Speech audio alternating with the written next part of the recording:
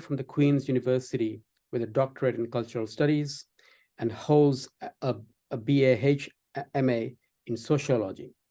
Starting spring 2024, he'll be the Arcapita Visiting Assistant Professor at Columbia University's Middle Eastern, South Asian, and African Studies program at the Middle East Institute.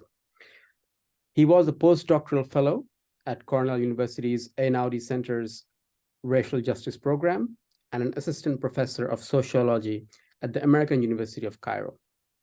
He is an interdisciplinary scholar of Indigenous, Black, critical race, and Islamic studies, as well as anti-racist, feminist, gender, sexuality, women, decolonial, and post-colonial studies, with extensive fieldwork experience in the Middle East, North Africa, and Turtle Island. He's a self-identifying Muslim anarchist and diasporic settler of color. He has taught undergraduate courses on settler colonialism, abolition, anti-colonialism, and anti-imperialism, intimacy, family and kinships, North African, Islamic, BIPOC, queer, feminist, and radical newest social movements. He's the author of the book, Islam and Anarchism, Relationships and Resonances, published by Pluto Press. We will share a link to how you can buy the book in the description of this website, in the description of this episode. Dr. Abdou has 20 years of activist research and experience centered on Palestinian, Indigenous, Black, and people of color liberation, and draws on the Indigenous Zapatista movement in Mexico. Dr. Abdou has also participated in the Egyptian uprisings of 2011. Please welcome Dr. Mohamed Abdou. Thank you so much for being with us here today. Jazakallah khair. Thank you very much, Faraz, and the Muslim Collective for having me. I'm very humbled and honored. I know we've been working on this for quite some time, so I'm very grateful that we finally managed to have this. Thank you. So look, we'll get to it. So I'll start with, in your essay, Let the Empire Collapse, which I suggest everyone to go and read. You challenge the idea of voting for the lesser evil. You know, it's an argument that we hear a lot from pretty much every election cycle, from the United States to Canada to Australia. All of us today have been conditioned to this idea that we can't really hold anyone accountable. We cannot debate on policies and governance. We just have to close our eyes and just vote for the lesser evil. And because the other side is so dangerous, you know, we can't do anything about it. But you said something else. You respectfully disagreed with Angela Davis, and you said that the white supremacy of liberalism that is represented by, say, a Hillary Clinton or a Biden or an Obama, that's more dangerous than the KKK, or, you know, what we describe as far right. Can you explain that a little bit? Well, thank you for your question. Let me start off by saying Assalamu alaikum again. And I'm very grateful for the labor that you and the collective have put into organizing this event. Allow me also to say the dua that Moses had started with in the Quran when he was about to meet Pharaoh. Allahumma shrah li sadri wa yassir li amri wahlul 'uqdatan min lisani yafqahu qawli. Allahumma shrah li sadri, oh Allah, may thy open thy breast, thy chest, waysir the amri, and make my affairs easy. And undo the knot in my tongue such that my speech becomes accessible to whoever is listening. And of course, listening is different than hearing, right? Now, insofar as Let Our Empire Collapse, I need to also preface on the fact that I'm doing this interview while I'm in Egypt. To identify, as you noted, as a North African Egyptian. I'm also a diasporic settler of color, so I straddle several worlds simultaneously at the same time, as a set of conjunctive ands, not disjunctive ors. And otherwise, I would be speaking to you perhaps from Columbia University. I've mostly lived in Haudenosaunee and Anishinaabe territory.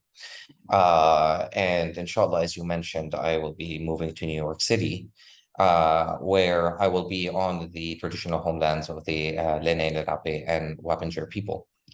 But given the fact that I'm here, and given that you raised the question of Let the Empire Collapse, and obviously the essay was written I believe it was at the cusp of the 2016 elections, or 2020, sorry, elections.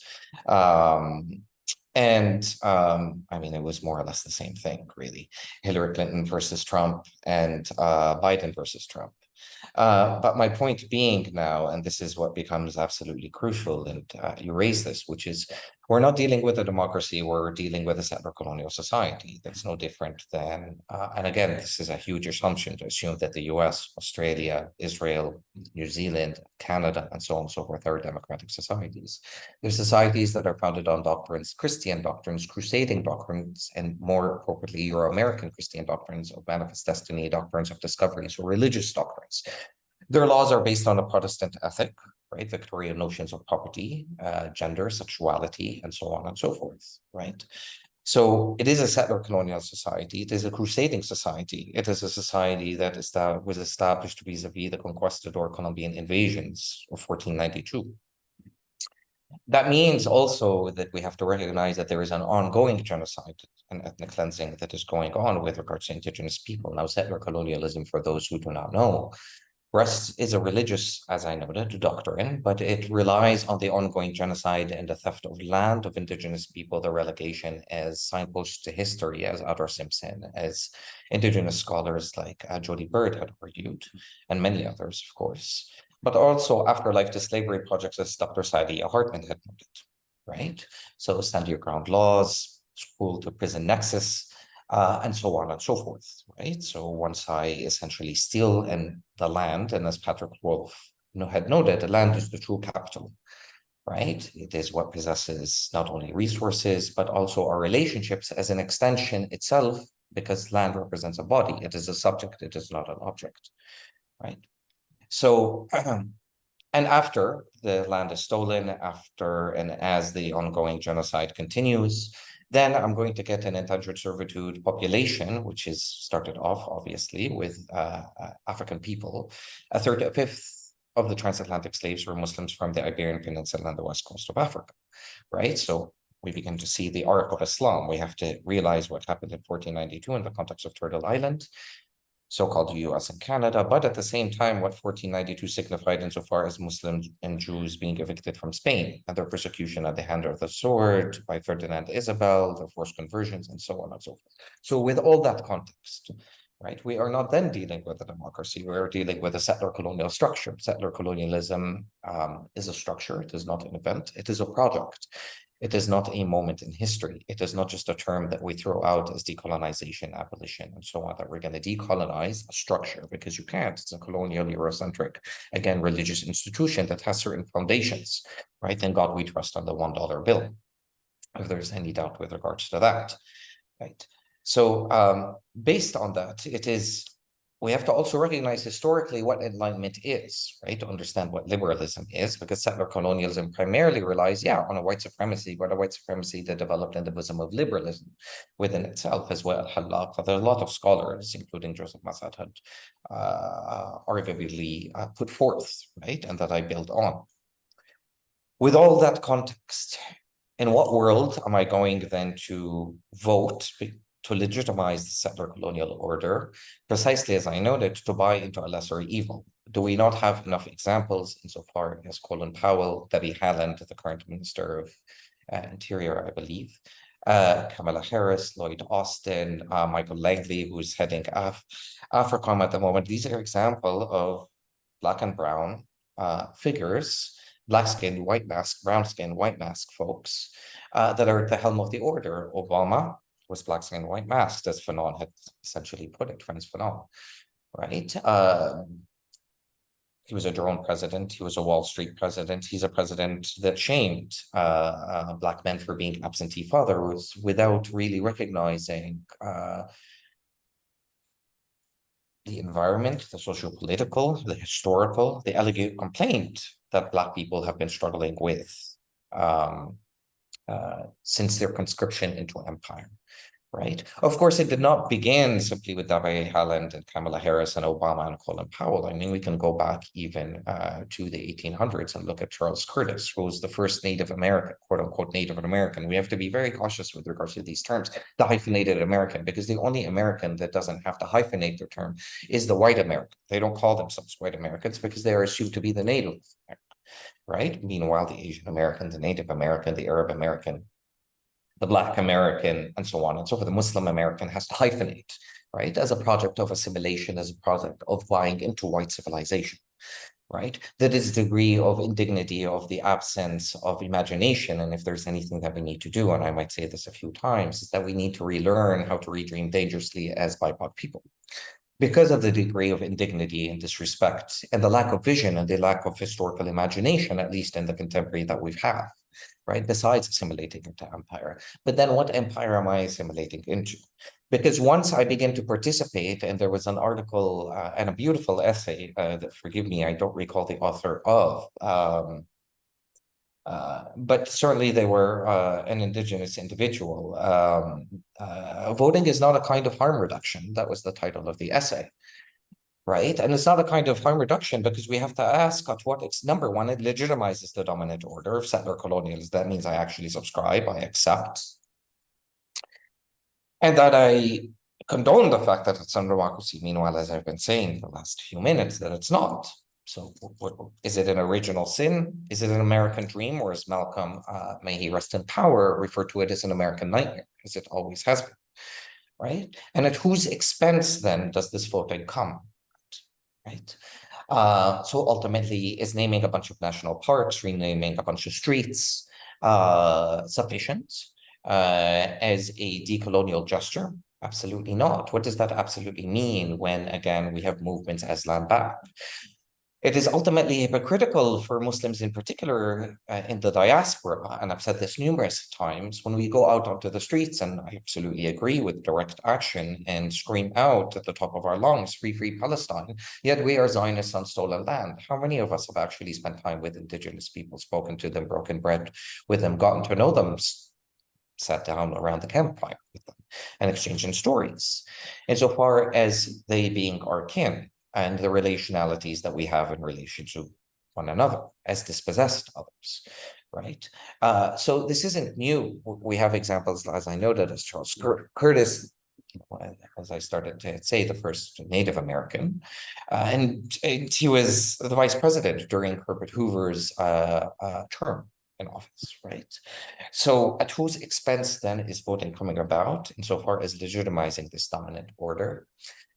Obama basically looked at the abyss, this is the Middle East, during his reign, looked what he had done insofar as Libya, what he had done insofar as even during the reign of Mubarak in the first 18 days, in which he actually extolled the Egyptian people, that Mubarak would no longer run again. The videos and the audios absolutely exist. The same thing with regards to certainly Joe Biden and Hillary Clinton, all who insisted that the Egyptian people, as much as they had the right to go out into the streets, that ultimately Mubarak would not engage in some nepotistic order where he would have his son come in his place down the line, and that Egyptians should be patient and that reform is on the way. It wasn't until ostensibly Mubarak's third speech that even the Egyptian public began to engage in a different imagination, because again, the illusion that Mubarak would leave was something that was beyond the realm of possibility for a lot of Egyptians. But nonetheless, empire had said that,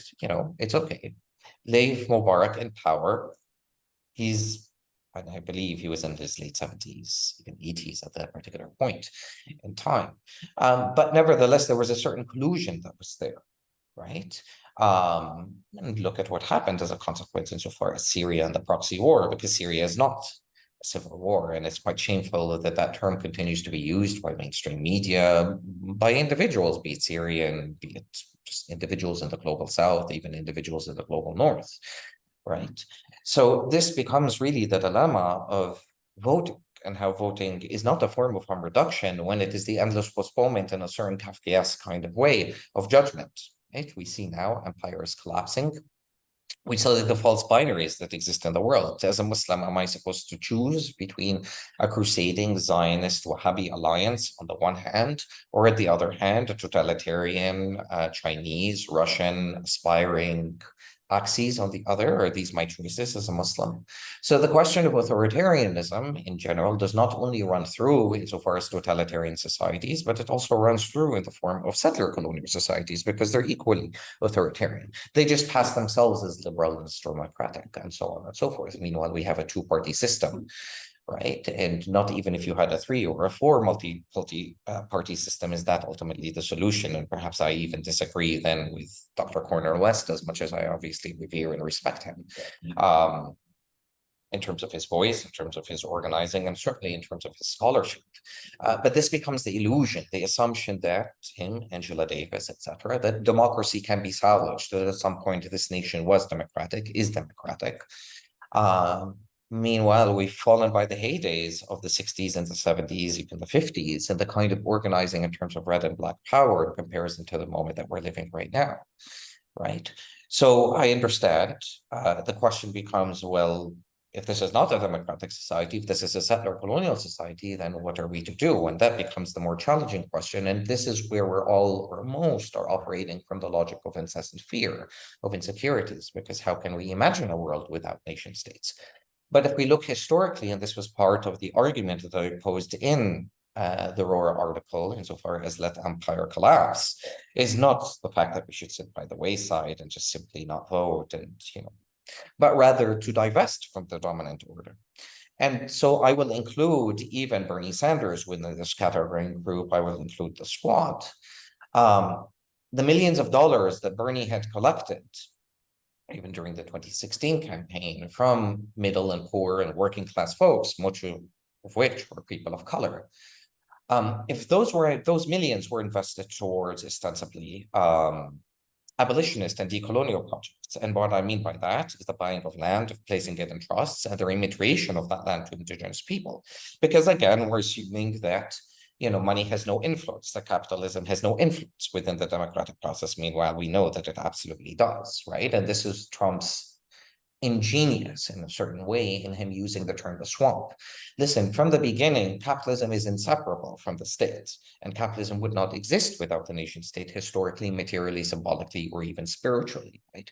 And though the two may share short-term animosities, their long-term strategic interests are very much aligned and the same.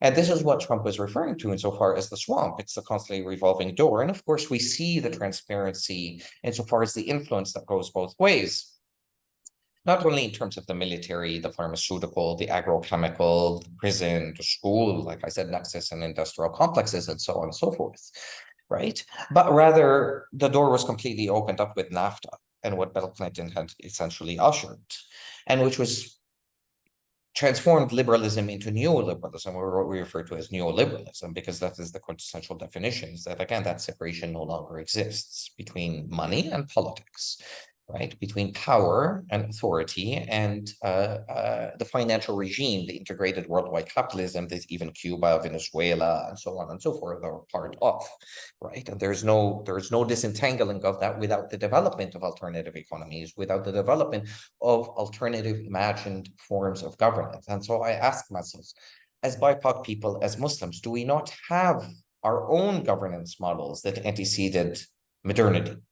Right? And that we can draw on, not insofar as romanticizing what existed prior to 1492, because there isn't going back to 1492, right? The landscape within itself has changed to the introduction of species that did not exist within the settler colonies, and so on and so forth, right? But rather the extraction of the ethical political commitments that informed our spiritual, our cultural traditions, our governing orders, and the extrapolation of them into the contemporary present. So there are several things, including this. I also pointed in that particular article, insofar as the difference between fascism and totalitarianism. You see, a point that I bring up in the article and that I build up on insofar as the book that is based on my MA thesis that was written in 2009, and forgive me if I'm prolonging insofar as answering the question, but I do feel it's quite fundamental and it will allow us to get to the heart of matters, perhaps in the conversation and discussion, when we talk even more nuance in detail.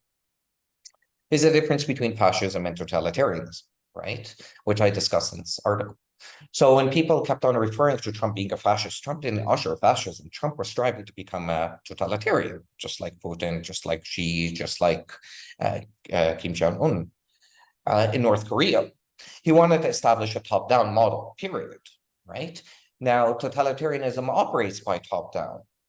It is a striving towards complete and utmost despotic order, in a certain sense, vis-a-vis the crystallization of power completely and utterly, which obviously it is never possible to completely crystallize power, because ultimately agency relies in the hands of people. Wherever there's power, there's resistance, as Foucault had taught, and even before him, George Jackson. So anyways, the point being that Trump did not usher fascism. The system itself is inherently fascist. What do I mean by that? Is that our real parents are the nation state of capitalism. The nation state is what teaches us to become authoritarianism. The nation state is our daddy. The nation state teaches us to categorize people insofar as black, white, female, male, and so on and so forth. They establish these logics of binaries as disciplinary as orders of control. So we internalize this from a psychoanalytic perspective. I see Faraz, I see him as a person of color, I see his gender, his sexual, his age, there's so many different facets that constitute Faraz. And I assume a certain conquering of a fellow citizen, quote unquote, as a fellow subject, as a fellow kin, insofar as pinpointing him so that I'm able to master him. Capitalism, on the other hand, acts as our mother. Nothing is sacred to capitalism. Everything to us, to her, is for sale, right? Queer love during pride parades, a Che Guevara on a t-shirt, a symbol of anti-capitalist resistance, right? To be bought and sold on our market. So our emotions, our love, our political orientations, nothing is sacred to capitalism. Who then of us is not materialist and doesn't engage in materialism on some level and individualism, giving our weaning with these two parents, right? So the system itself is fascist. And that means that, again, voting a political order, an individual, representative democracy, electoral democracy is within itself a very limited scope of conceiving, if you will, of democracy. And there are many forms of democracy as opposed to hierarchical democracy. Why don't we conceive of horizontalist democracy, of direct democracy, of democracy by the people, for the people, in horizontal ways that are not seeking to establish any form of hierarchies? Because the moment, again, that you establish hierarchies, given the fact that power is already asymmetrical, you allow opportunities for that power to be crystallized in hierarchical forms, in authoritarian forms, that will lead to despotic orders, authoritarian orders, totalitarian orders, more than it is already fascistic, right? This is why we have in Islam al-Jihad al-Akbar, right? I've been socialized with patriarchal and matriarchal privileges, vis-a-vis, again, daddy and mommy, all my socializations and so on and so forth. And I have the incumbent responsibility to fight these micro-fascisms. But instead of fighting, we find it easier to vote because that deflects the monster in the mirror. I no longer have to be responsible towards Faraz or Faraz to me. Rather, let's throw that responsibility. And this was the 18 days of Tahrir. Let me throw that responsibility back into the states. So revolutions involve practical questions, right? What are we going to do with the garbage, nuclear power plant, the army? How are we going to do, or what are we going to do when somebody gets sick? What are we going to do with the trash? And unless people collectively have solutions to these problems, innovative solutions, creative solutions, ultimately, and I've learned to redream dangerously, as I noted, drawing on our own ethical, political, spiritual, cultural practices, as I noted. Therefore, we have to resort to the state because daddy becomes the way by which we organize our societies and the only way that we can conceive an iota of freedom. But that freedom is usually individualist because what the state is not this abstract entity that exists over and above us. Rather, we all govern one another vis-a-vis a set of capillary relations vis-a-vis the asymmetries of power that exist between us and that we've been socialized with. I offend you, my car crashes into yours, you call the police, you call the insurance companies, and so on and so forth, right? There's always an outside mediator, i.e. capitalism vis-a-vis insurance companies, i.e. the cops, slave catchers that mediate our relationships, right? Because we can't contend with what differences and what similarities exist between us. We can't look each other in the eyes and simply get it and begin to get the process or engage in the process of getting to know one another. So that is where we relinquish our power, right? Both material, both historical, both in terms of governance. So this is why the element of voting, this is why the element of Obama, of Kamala Harris becomes an illusion within itself, because it doesn't get us anywhere. It doesn't help us resolve the differences between us and the stereotypes that we've internalized with one another and that the state benefits from. Because again, the state is built on the lowest, on a political party or individual being supposedly elected based on the lowest common denominator of constituents that are necessary to get that party or individual elected. So it is not based on an outright consensus. And again, most societies, even if you look at the US societies, and you're talking about a population of 330 million, you're approximately almost 50% of the population does not vote, right? Let alone the number of independent voters and so on and so forth that are disillusioned with the so-called two-party system, right? So given those particular realities, yeah, referendums and voting becomes a very short-sighted tactic at the very best, and not a strategic solutions to cataclysmic problems that we are facing as a species collectively, while we're dancing at the edge of the abyss. So yeah, well, thank you for elaborating on that. Those are very strong ideas, and from what I understood from your writings and your answer here is that you are urging people to unlearn a lot of things that we have been conditioned with regards to the social structures of the nation state and capitalism, and to start imagining alternate visions and to at least start imagining beyond what the nation state allows us.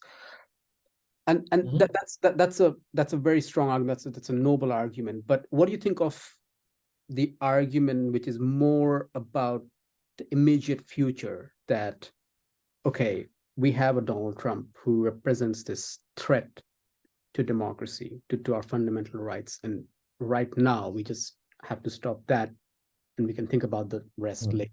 Like that's also an argument that's put forward, that right now as we speak there's a threat to our democracy, our fundamental rights, and it's so dangerous. And as you said yourself, he represents a totalitarian threat.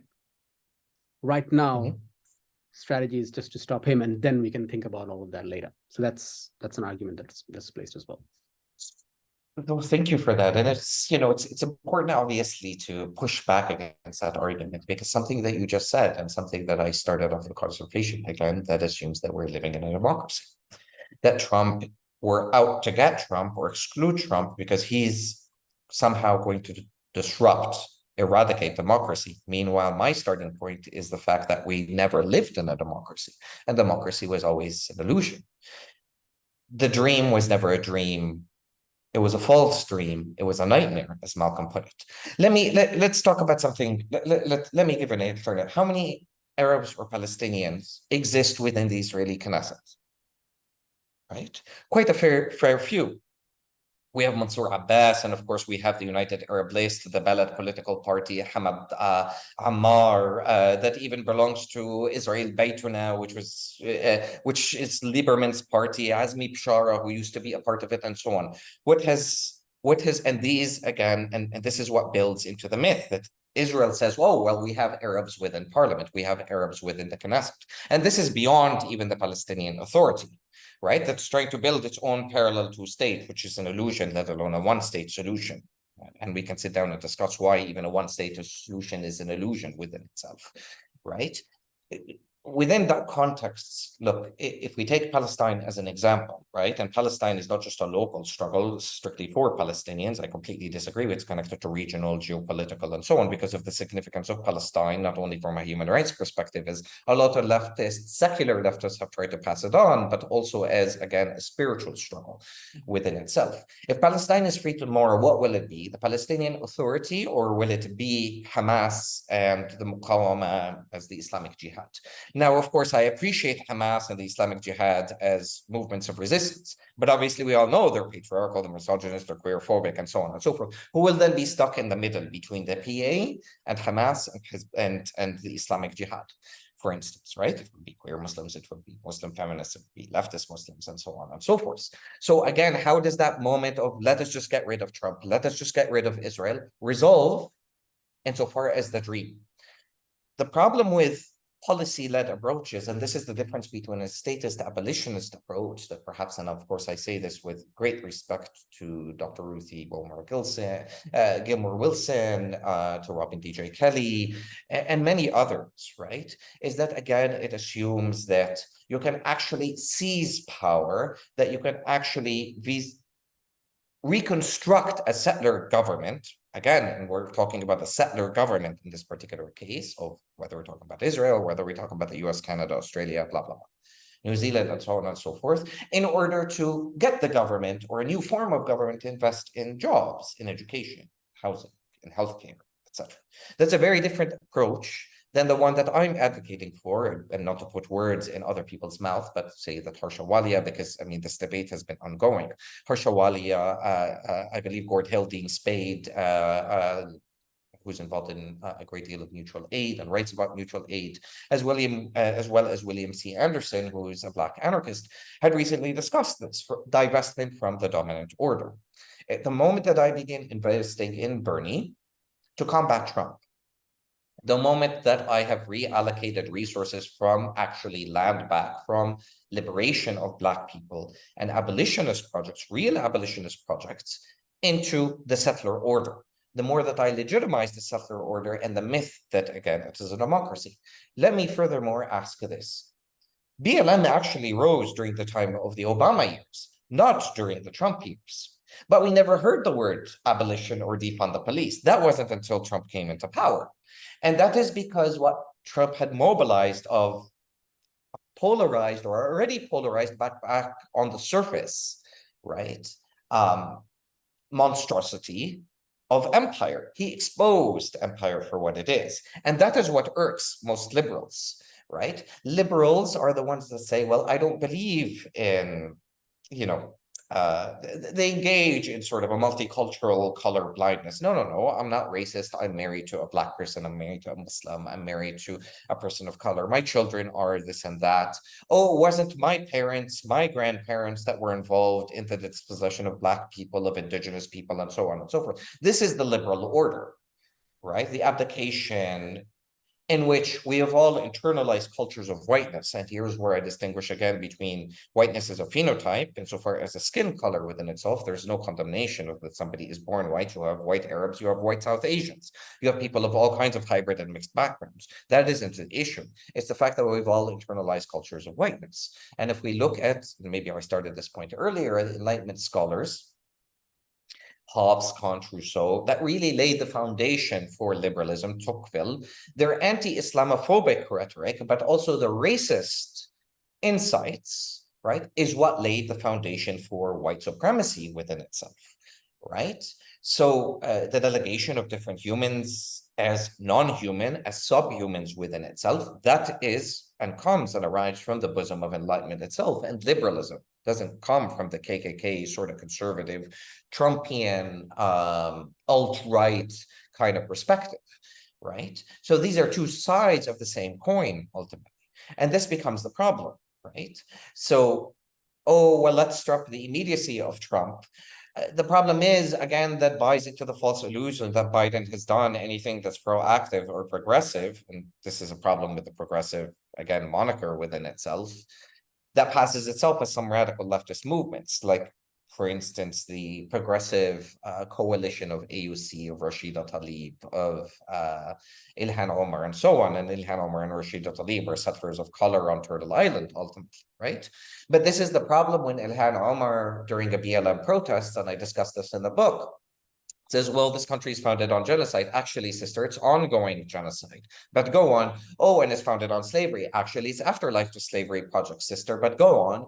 But look at me. I'm an example of the American dream, while she's being flanked by Angela Davis. Right. So again, it's this Kafkaesque, delirious, endless postponement of judgment, because it assumes that there was a dream to be dreamt in the first place, right? But when we look at the legacy of, say, Black Power movements, when we look at the way that MLK even became disillusioned with that dream and began the Million People's March, Poverty March, his critique of imperialism, his critique of capitalism. When we look at Malcolm, when we look at the Panthers, Kwame Ture, when we look at the assassinations, right, of all these radicals and those that were engaged in political theology as MLK and Martin.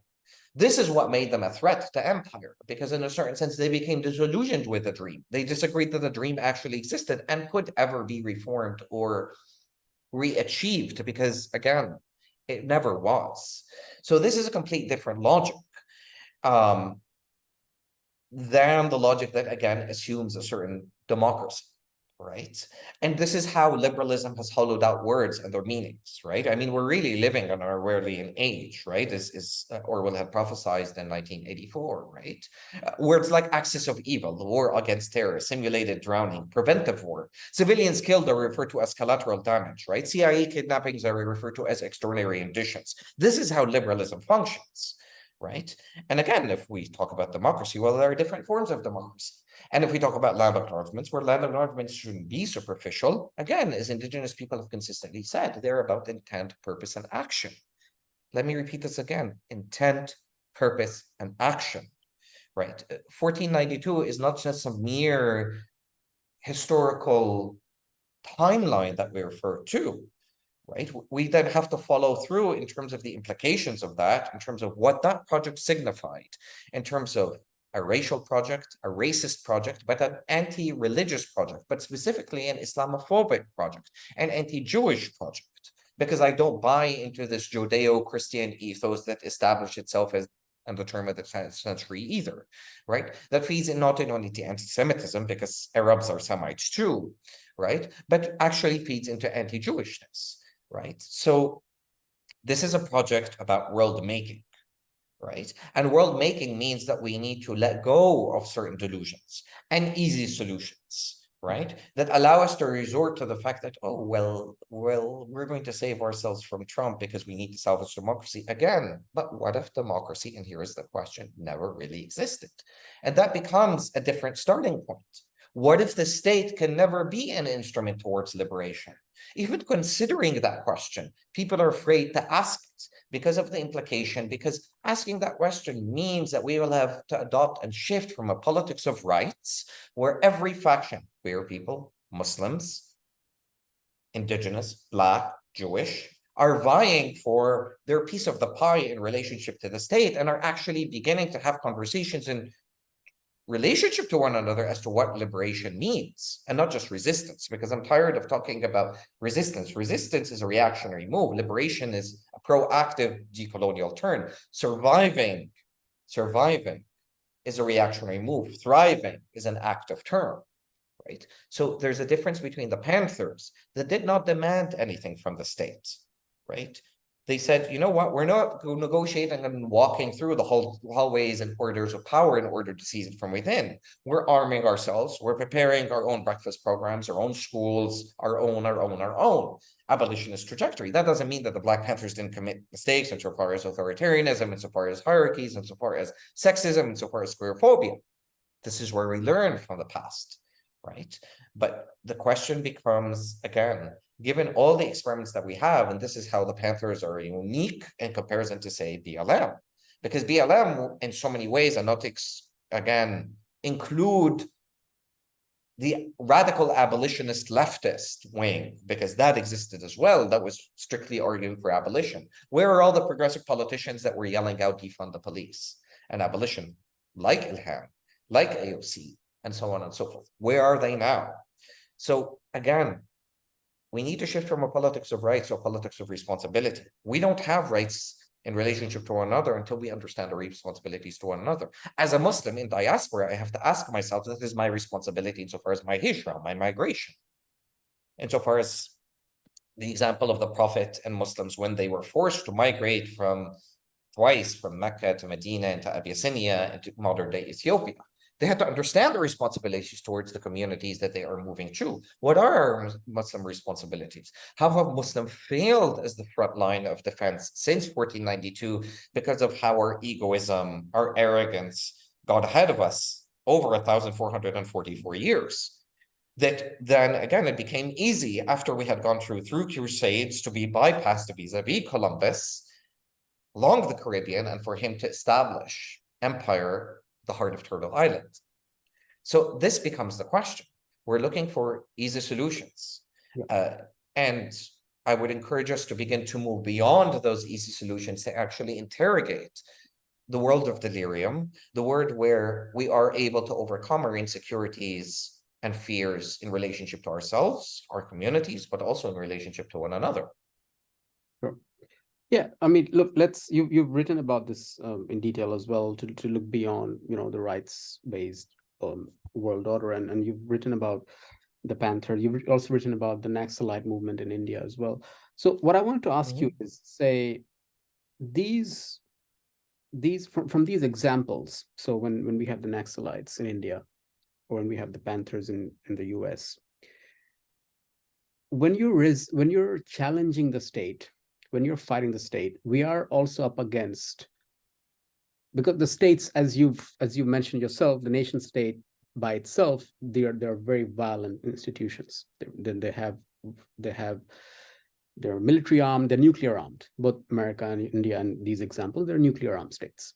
So when you challenge or fight the state, you also unleash the full extent of the violence that the state can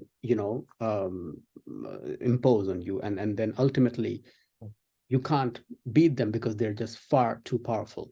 They've got the army, they've got navy, they've got the air force, they've got nuclear. You can't actually beat them because they're not too powerful. Thank you very much for that question, which is a very important one. There are several dimensions of that. First of all, and this is where we need to break down words, to undo in decolonial ways meanings of words that are lost when we use language in a particular way or terms in a particular way. It was the anti-Black, racist, misogynist Gandhi that said, if there's violence in our hearts, then it's better to be violent than to don the cloak of non-violence to cover for our impotence. Okay, so this is the supposedly pacifist Gandhi. Even MLK became disillusioned from the element of non-violence. Of course, Malcolm understood that violence is a tactic and not a strategy within itself. There are structural forms of violence, there are systemic forms of violence, but as I said, the state is something that is not over and above us. We produce violences upon one another as subjugated subjects and as subjects that subjugate one another every single day.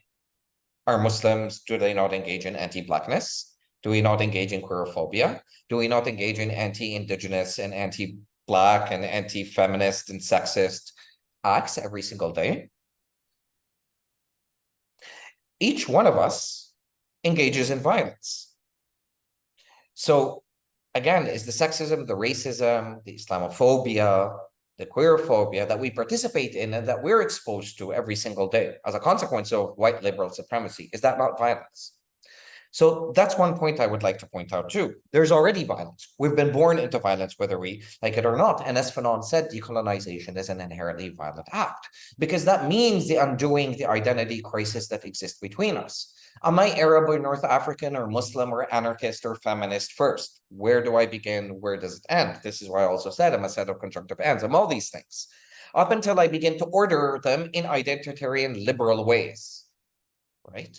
So again, there's a violence in the undoing of ourselves towards understanding, again, and moving beyond labels that we have embraced. Identity politics are very short-sighted that way, and they're imbued with violence. That's another dimension. The fact that I tell you that I'm a Muslim or you tell me that you're a Muslim, that tells me absolutely nothing about your ethical political commitments, or if you're Jewish, or if you're queer, or if you're feminist, or whatever, that are supposed to inform your Jewishness, your feminism, your Muslimness, your queerness, whatever. You could be queer and you could believe in homonationalism and pinkwashing and the militarization of queer rights towards imperial ends, so you can civilize Black and brown people elsewhere in the world. You could be Jewish and Zionist. You could be Muslim and Zionist like Irshad Manji. So again, labels tell us absolutely nothing. So this is to iterate the point that violence already exists. Now you asked a very practical question. In Tahrir, we're facing violence, absolutely. police and the military. And originally we went down to undo police brutality or to fight against police brutality in particular, not even to remove Mubarak. Like I said, that was an illusion, right?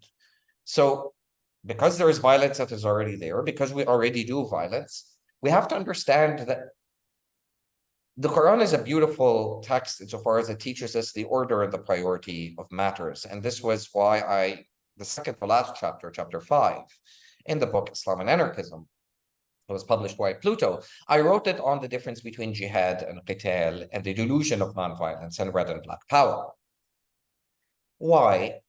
Like I said, violence is a tactic. And the Quran says, وَأَعِدُّ لَهُمْ مَا اسْتَطَعْتُم مِّن قُوَّةٍ, and prepare for them what is necessary in terms of the struggle, in terms of your battle with them as an external enemy, as an external force, right? That is engaged in your oppression, your dispossession, your murder, your theft, your raping, your pillaging, right? So if we look at the Zapatistas emerged in 1994 after they had built their communities, their movements, their revolutionary laws, after they had built schools, after they had built hospitals, after they had built their own ways. So they didn't emerge just to exercise violence. They emerged with violence at hand. As they said, the EZLN exists so that we may dismantle the symbiotic structure that is fluid and that is anti-authoritarian, although it is militaristic. The same thing with the Panthers. Violence wasn't where they started. They started by building alternatives to the dominant order. Again, arguably anti-statist alternatives, arguably anti-capitalist alternatives. Otherwise, we're engaging in a Daesh, Al-Qaeda kind of vision. This is why Daesh in so many ways spoke to hundreds of thousands, if not millions of Muslims. And we've seen 12 and 13, 14-year-old girls, boys flock, as well as the elderly, because it spoke to the idea of the Muslim Ummah, where sovereignty lies. And we can talk about that at a certain point, the concept of sovereignty in Islam. Oh, you're going to break the dividing border between Syria and Iraq. But what are the ethical political commitments that these ummahs founded on? None. Only totalitarianism, only authoritarianism, and only exclusively wanton violence in impotent ways. So they weren't engaging in some decolonial act, in some abolitionist act. They were merely being reactionary. And again, this is the difference between surviving and thriving. This is the difference between liberation and resistance, or reactionary impulse that people of color as colonized other have internalized. You slap me, so I'm going to immediately slap you back. I'm not even taking a moment, right? I'm purely in reactionary mode. And this is the limit of direct action. This is the beauty of direct action, because mobilizing in the streets allows for moments of catharsis. But what people do with that moment of catharsis, do they get to know one another? Well, let's look at the anti-war protests insofar as Iraq and Afghanistan that was involved in organizing in many ways, or even Seattle in 1999. You're breaking down Starbucks windows. Within an hour, a new Starbucks window goes up. The anti-war protest, to stop the war? Absolutely not. Should people have went on and protest? Absolutely. But what did not happen during these anti-globalization and anti-war mobilizations? Well, as much as a lot of leftists were involved with them, fewer Muslims are involved with them. Well, the left never got to know Muslims or Arabs or North Africans. They never walked into mosques, broke bread with Muslims. And this is why Islamophobia exists, and the anti-spiritual dimension, greatly an anti-religious dimension, continues to animate the secular left. And this is why a lot of Muslims are very much, particularly in diaspora, are conservative.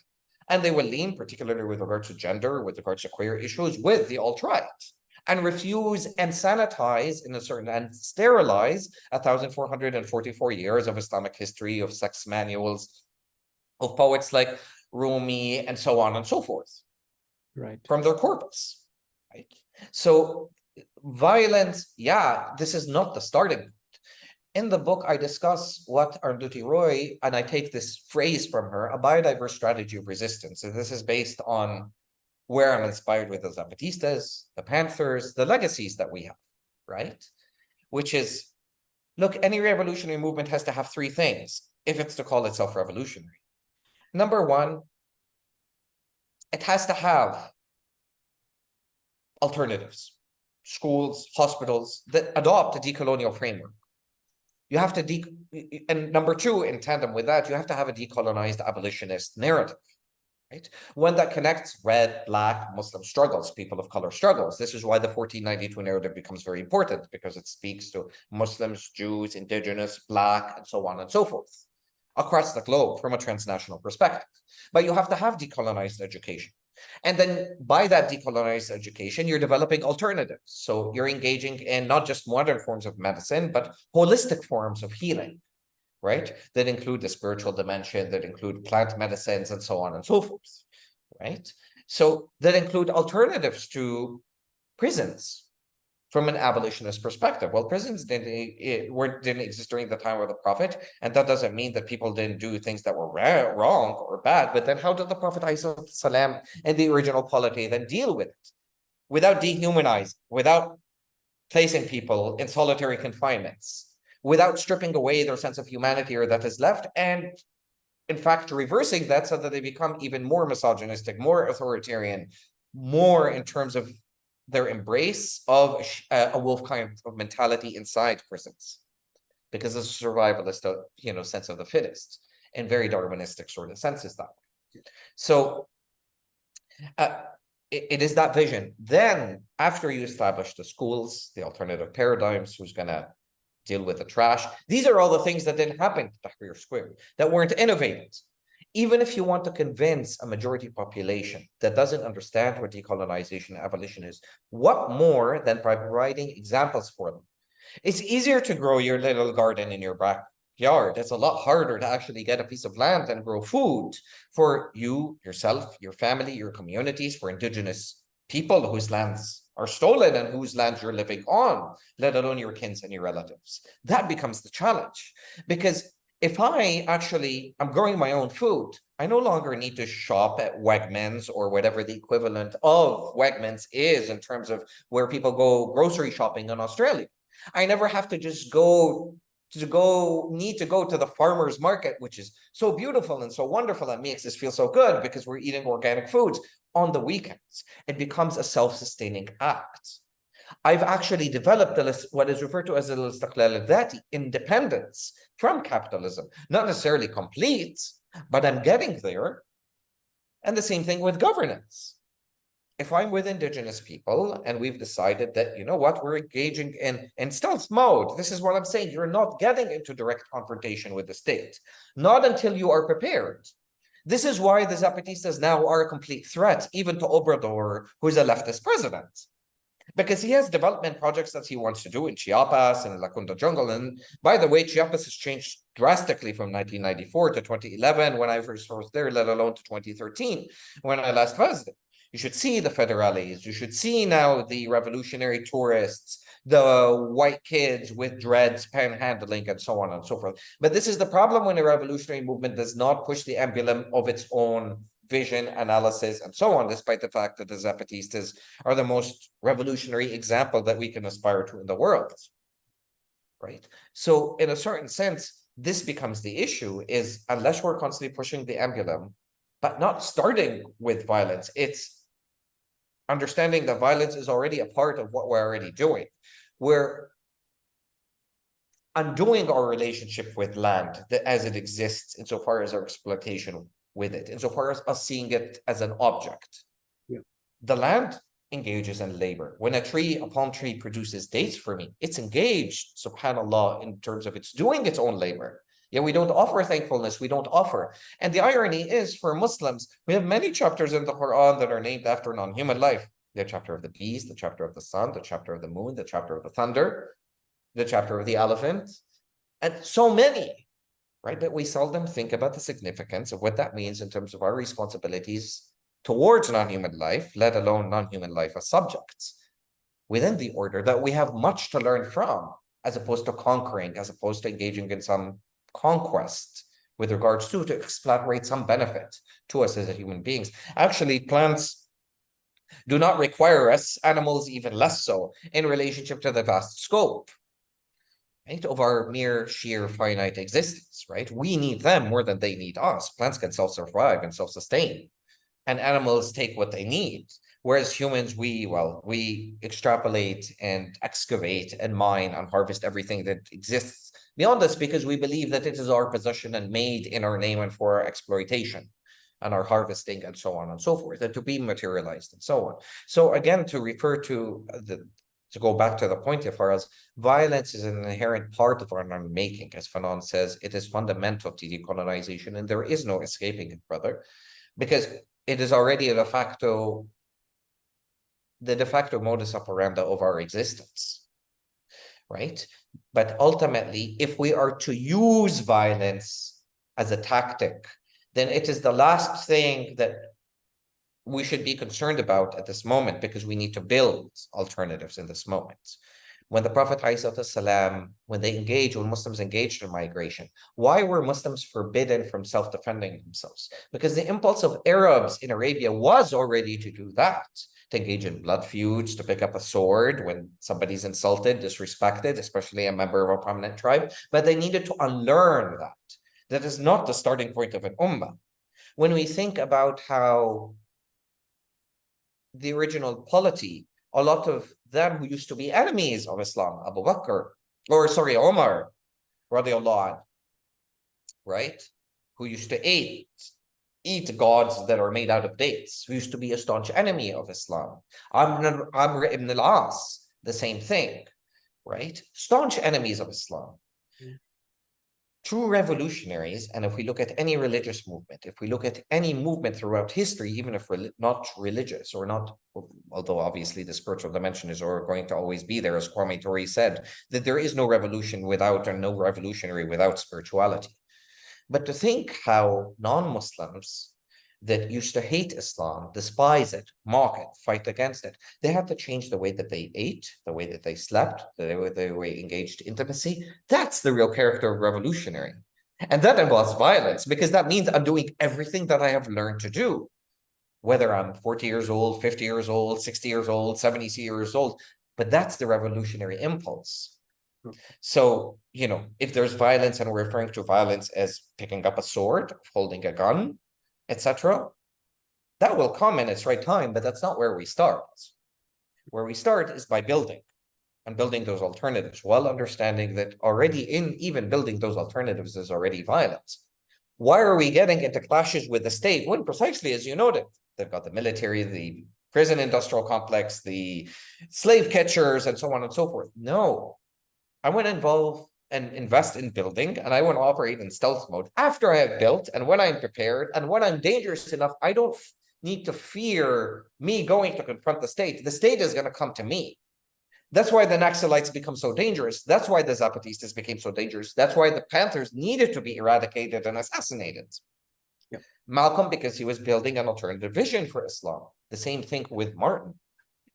So let's build, and let's worry about then getting into that direct confrontation. And by the way, the direct confrontation will be easy to win, because the masses will be with us at that point. And not only that, my cousin, who's a police officer, as happened during Tahrir, he will have to face the fact that at the end of the day, it's me or him, and we're on opposite sides.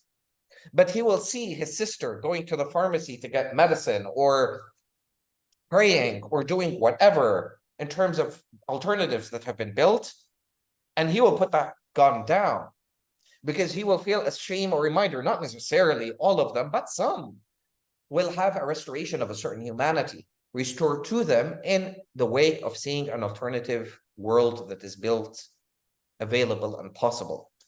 So that's the difference there, right? We don't start with violence. We hold it in our arsenal because it's our right to self-defend ourselves, as the Prophet ﷺ said. But again, this is not our starting point. And even when we engage in violence, there's an ethics and rules to qital, as we know in Islam, and which I discuss very deeply and very succinctly, if you will, in my book. We don't destroy property, we don't destroy trees unless it serves some strategic value.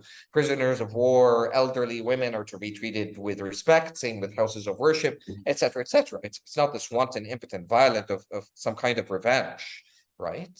So yeah, that's insofar as the question of violence, right? When we're talking about, Obama engaging in Gestapo night raids of 2.5 million people, there's your Obama. And we talk about Trump. Trump did less than that, if it's a matter of numbers, right? Obama was bombing the Middle East at the rate of 72 bombs, 3 bombs every hour, 1 bomb every 20 minutes. What are we talking about insofar as violence when we're talking about 26,000 almost 171 bombs dropped by Obama alone in his last year of office. So, and again, going back to that lesser evil argument. So where's the lesser evil here when we're talking about the terra nullius, non-existent democracy?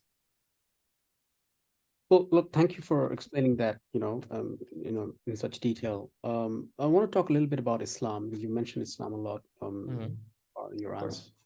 So let's talk a little bit about what the vision that you've put forward in your book. So the Islam that you write about, that is abolitionist, it's anti-capitalist, it's egalitarian, it's queer feminist. It's a religion for the oppressed and the marginalized. But we also have, and you also acknowledge that is not the dominant narrative of Islam that exists today. We now have, publicly available information that for much of the Cold War, the US and its allies aggressively promoted and encouraged and enabled a very different vision of Islam, something that is capitalist, something that is conservative, something that is pro-authoritarian. And that goes, over decades. So how difficult it is that when we have an already established infrastructure of clergy and institutions that put forward a very different vision of Islam, how difficult is it to unlearn that and fight that and put forward a very different vision, the anarcha-Islam that you write about? Jazakallah khair again for that question. So let me start off by saying, and maybe piggybacking off we were talking about earlier, the construction of alternatives, right? And the construction of decolonized education and knowledge, right? We are knowledge keepers ultimately. Every Muslim, and we know this is part of our internal discourse, has a right to ijtihad. And for those who don't know what ijtihad means, it means religious engagement and reinterpretation with text, primarily the Quran. And of course, whether one is a part of the Nation of Islam, whether you're a Sunni, whether you're a Shiite, whether you're an Ismaili, whether you're an Ahmadi, whether you're a Sufi, the 73 different interpretations of Islam, or whatever number that we're at right now, right? The one thing that we share in common is the Quran. We may disagree with regards to the oral tradition and what constituted, and that's a very vast and important corpus that we need to sit down and that I don't take lightly either. But this is why liberation theology or political theology, and I prefer political theology and even more so ijtihad, because liberation theology comes out of the Latin American, if you will, movements insofar as engaging with religious texts, and particularly decolonizing Christianity that way, because Christianity is inherently Eastern tradition. It's not a Western one, as had been usurped underneath Constantine and weaponized as some kind of imperial tool for invasion and for conquest. So the Quran becomes very important in terms of establishing that revolutionary, dare I say, not just anti, but non-authoritarian. And there's a distinction between anti, because if I say I'm anti-authoritarian, that's a rhetorical move, a polemical move. Where are the non-authoritarian concepts that exist within Islam that prove actually that it's not authoritarian? What are the not only anti-capitalist rhetorical sayings or polemics that exist insofar as Islam, but the non-capitalist concepts? Okay, well, this is part of what I'm doing within the book, and why I use specifically the Quran, right? And again, not that I dismiss the Sunnah, or what is referred to abstractly as the oral tradition, right? And practice, and the prophetic practice, actually. So in Islam, we know the fact that there is no such thing as clergy. We know that there's no such thing as a priesthood, because it's a one-to-one relationship. Why? The principle of governance within Islam, when we go back historically, was Aqidat Tawheed, that the Prophet sat down to spread for 12 years. It was nothing more. There was no Ramadan, there was no nothing. Muslims were even drinking. They were doing all kinds of things that Muslims supposedly are not allowed to do nowadays, right? But Aqidat Tawheed, La ilaha illallah Muhammadun Rasulullah. Why? Because if I engage and I believe in Aqidat Tawheed, the principle of Tawheed, as the creed, that means that I don't worship anybody but Creator. So I don't worship a nation. I don't pledge my allegiance to a state, to a tribe, to a bloodline, to a president, to a political party, to a political candidate, to nobody but Allah subhanahu wa ta'ala. I don't worship money. I don't covet, and so on and so forth. So it's a fundamental principle. okay? And again, of course, as we said, we have no priesthood, and every Muslim can engage in ijtihad, each according to their ability, and so far as they engage in reasonings, and so on and so forth, insofar as the text, and generally strive that way. So we talked about the anti, the non, I mentioned the Quran. Okay. In Islam, we also know that we're all khulafa. As khulafa, the term means that we're all caretakers, right? Of course, Muslims will constantly use the term, oh, the caliphate, we need to return to the caliphate. But the caliphate is not, number one, again, a binding Islamic concept. It developed way later after the Prophet ﷺ died, right? So it is not a governing principle because, as I said, you can't argue on the one hand that we're all khulafa and then go and do the opposite of that and say, well, we need one leader to rule us all, right? And let me stress this because I discussed this even more. Even if we were to accept that, okay, after the Prophet died, Abu Bakr became the Caliph, and then after that Omar, and then after that Uthman, and then after that Ali, which did happen. But what we're neglecting is several details within that, which is, yes, Abu Bakr may have been termed the Caliph, but number one, Abu Bakr, Umar, Uthman, Ali, let alone the women, the muhaddithat, the wives of the Prophet, Ummahat al-Mu'mineen and Muslimin, Aisha, and so on and so forth. These were acting as a community in unison. What I mean by that is not only did they have different elements of characteristics in terms of personalities. We know that Abu Bakr, for instance, was kind and gentle, right? We know that Uthman was sakhi, he was very generous. We know that Abu Bakr was more strict. We know that Ali was the door to knowledge. They operated vis-a-vis shura, which is an anti-authoritarian or a non-authoritarian concept. We have the chapter of shura, the chapter of mutual consultation, ijma', community consensus, another Islamic concept, which is non-authoritarian. We have maslaha, what is in the ummah's public welfare. So even if in a certain sense Abu Bakr was in the position that he was, or Uthman, their personalities complemented one another and they needed one another, and they conducted themselves via non-authoritarian and in non-authoritarian and anti-authoritarian ways in practice, right? They were not sitting down in palaces surrounded by bodyguards. They did not sit down and establish themselves insofar as at the top of the hierarchy of a certain pyramid, right?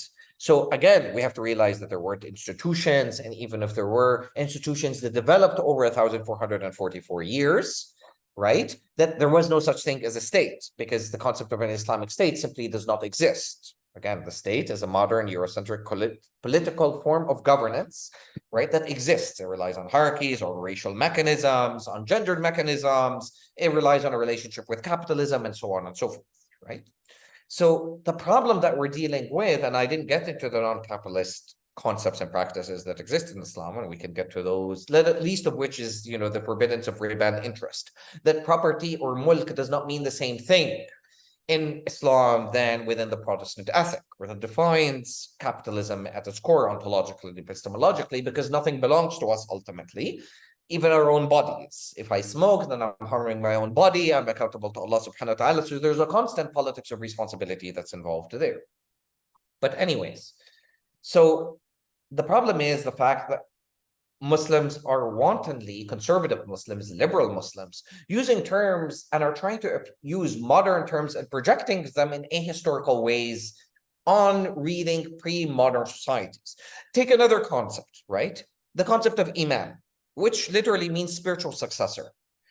The same pre-modern Muslims and non-Muslim scholars, right, who argue for the need of a single imam just as much as they argue for the need for a single caliph, argue also that the ummah is independent of the human ruler as imam, and sovereignty lies in the ummah, right? Because sovereignty lies in Allah subhanahu wa ta'ala, but the manifestation of the sovereignty is ummah. And what is ummah? Ummah is a non-territorial concept, governance, world that doesn't belong to a particular land, that is for the globe, that includes and combines Muslims and non-Muslims alike. And I need to get back to this whole non-Muslim thing, because a lot of non-Muslims are Muslims in character, and a lot of Muslims are non-Muslims in their ethical political commitments. So most scholarship on Muslim governance always affirms that human leaders must be subordinate in one sense or another to the supreme text. So in this case, the Quran is the supreme text, right? Because the word imam literally means the guide. the one that amps, that gives a certain direction, right? So this becomes the problem, that Muslims have lost sight of even terms as imam. They apply and they understand that we're all caliphs, but then they want to establish a single leader as the sole caliph or the sole successor. They dismiss the value of micro anti-authoritarian concepts that we need to all be putting into practice. They're not only just for public and macro political practice, but rather ones that we need to embody in every day. Shura, ijma, maslaha, as I noted, right? They use terms as the Islamic State. Even ISIS referred to itself as a Dawla al-Islamiyya. Well, take this. This is Abu Bakr al-Baghdadi that came and did his PhD in Islamic studies at the University of Baghdad. And yet he, in colonized ways, is using a term that means the exact opposite for state to mean the modern state. So when we look at Dawla, how it's been misinterpreted as state, even Arab nationalists, of course, used it, right? They even refer to as themselves as al-Ummah al-Arabiyya and al-Ummah al-Afriqiyya. We see this racialization of the concept of Ummah that is meant to be a spiritual or strictly spiritual term, right? And it's a distortion of terms as Ummah and Dawla. If we take Dawla, Dawla stems from the verb dal, which morphically as well as semantically falls between the verb dar, which means to rotate, as well as the verb to go away or to fall. The pre-modern meaning of dawla means to rotate. It was associated with temporality, with change, with rotation, as opposed to a fixed order, right? The state means a fixed order, fixed geography, fixed boundaries, as had been defined by white supremacy, by white colonialism, right? Egypt's borders right now are not the same as the borders that existed 200 years ago, 300 years ago. It was once a nation with Sudan and so on and so forth, right? In fact, Egypt was just Upper Fustat in a certain sense, right? And we can find this because dawla is used in the Quran. So the chapter 59 of the Quran, for instance, the chapter Surah Al-Hashr, in verse 7, for example, speaks of the Prophet's distribution of the spoils of war so that it may not remain in certain hands, so that it may make a circuit or dawlatun amongst the wealthy of you. Right? Analogously, the same thing in chapter of the House of Umran, Surah Al-Umran, verse 140, where Allah talks about the circulation of human vicissitudes and health. One day you have your health, another day you don't have that health. It's a constant rotation. But if you ask any Muslim nowadays, well, what is the word for state? They will say dawla. And this becomes part of the undoing. This is why the Quran becomes so fundamental. So we no longer understand because we've learned to just memorize the Quran verbatim. That's the Wahhabi way. That's the literist way. We forget that there are more blank spaces on the page. We forget that the Quran, again, we become so disconnected from classical Arabic, from Quranic Arabic, even the most well-versed of us, and we're trying to project, again, modern terminologies, modern ways of thinking and concepts that have confused us in relationship to a dehistoricized past, right? So all these different dimensions, right, even within Muslim history, the irony is, like, even when we look at historically speaking, forget about even religiously, there was constantly many dawlas within even a dawla. And we have examples as the Hamdanite, the Bu'ayyid, the Ikshidi, the Ayyubi, and Mamuli dawlas that existed within the Abbasian period in Ummah. We have Muhammad Ali and Ali Bey Kabir's dawlas within the Uthmanian period in Ummah. Right? The Umayyad Caliphate did not mean, or so-called the Umayyad Ummah in a certain sense, did not mean that there was a seat in Damascus or there was such a thing as Syria, just as much as the Abbasid Caliphate did not mean that there was such a thing as Iraq.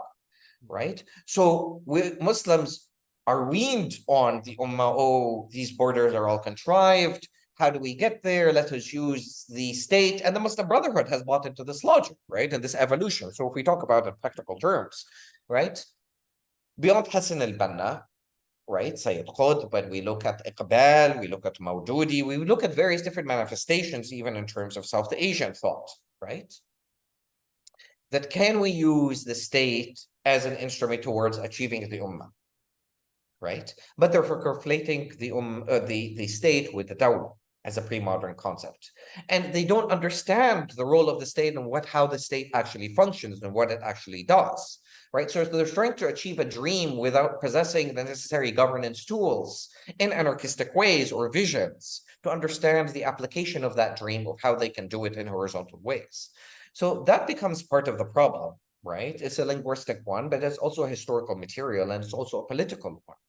Right? This is, as I said, how we get Daesh. This is how we get ISIS. This is how we get the Muslim Brotherhood. This is how we get Erdogan. This is how we get now the Taliban in Afghanistan. This is how we get Wahhabism, right? Because all these different readings are influenced by a white supremacist imprint of modern mechanisms and modern lenses that are projected onto Islam, as opposed to these scholars looking at what Islam has to say for itself from its own principles and then projecting it out into the world. It's like what gender and sexual discourses have to say in terms of homonationalism, or from homonational perspectives, that Islam is sexist, it is misogynist, it is queerphobic. They're projecting their lenses onto Islam, as opposed to looking what Islam has to say for itself about queerness, about gender, and about authority, about capitalism and materialism, and so on and so forth, right? So it's a different way of operating. This is why when liberal Muslims say, well, we're going to be secular, or leftist Muslims say, well, we're just going to be Marxist-Leninists, right? The problem of doing that is that you're not dealing with, again, the framework of Islam within itself. And of course, the conservative Muslims, neocons, do the same thing, but they do it in ignorance without relating it to Indigenous studies, to Black studies, to understand and to apply Islam in a way that is succinct, right? So they end up doing their whole Daesh thing, right? That say, oh, well, gender has nothing to do in critical race theory, that's absolutely useless, and so on and so forth. And what does Indigenous studies or Black studies have to contribute towards? And so on. So the problem lies from both sides. And so in my work, this is why it's inherently disciplinary. I was not only using Islamic studies and Quranic studies, but the various different fields of studies, because I was arguing for non-provincialized understandings of Indigenous people, because Indigenous people are not just something that exists within Australia or New Zealand or the global north or the US and Canada, right? And so I was arguing for non-racial, non-ethnic understandings of indigeneity that coincide with what in Islam I refer to, or what is referred to as the fitra, because indigeneity is the inherent nascency that we as Muslims, unlike the original sin in Christianity, are driven to do good, to connect with community, to embrace our emotions as feminine practices, to embrace community, to engage with the land, to feel its spirit and oneness with Allah subhanahu wa ta'ala, and creation as extension of Allah subhanahu wa ta'ala, to not be selfish, to not be materialist, to not be authoritarian, and so on, until we are weaned in the environments that we're weaned on, such that we become all these evil things, right? So this becomes an aspect. Blackness and the necessity for deprovincializing Blackness, because hell, if you care about Black people in the US and Canada and so on and so forth, and anti-Blackness and dealing and contending with anti-Blackness and abolition and the Sandra Bland, this litany of just death, as much as, of course, there's Black livingness of Sandra Bland, of George Floyd, of Trayvon Martin, and so on and so forth, that are still very much continuing to this day, right?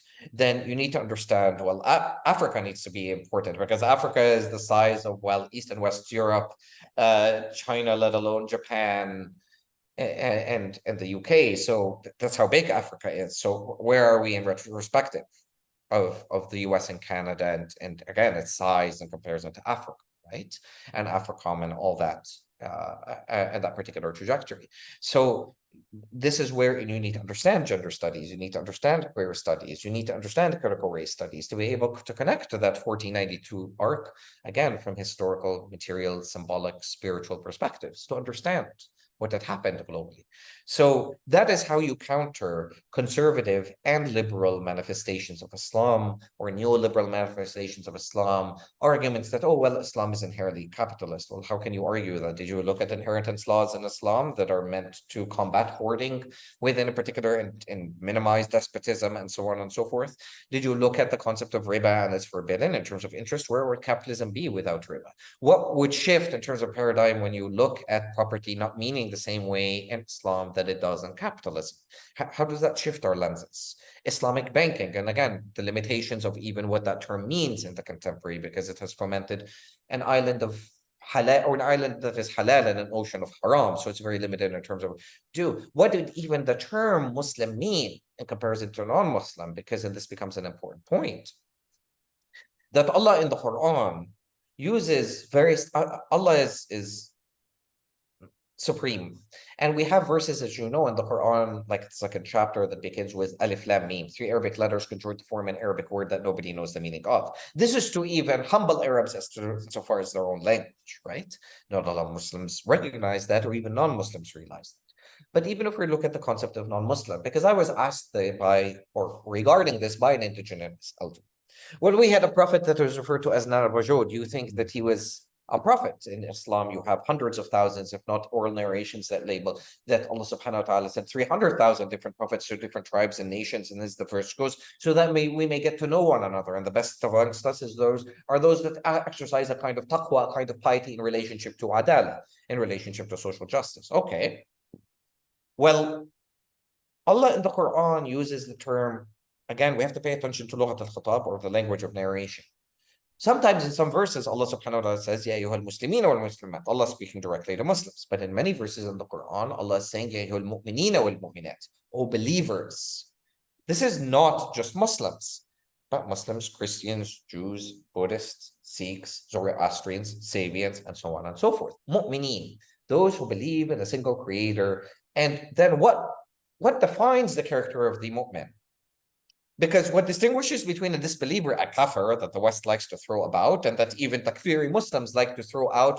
I mean, can you imagine that we have gone into a point where ISIS considers Al-Qaeda to be kuffar? I mean, that's how insane that we have gotten, right? It's not just a Sunni Shia, I think it's now Sunni squabbling amongst one another.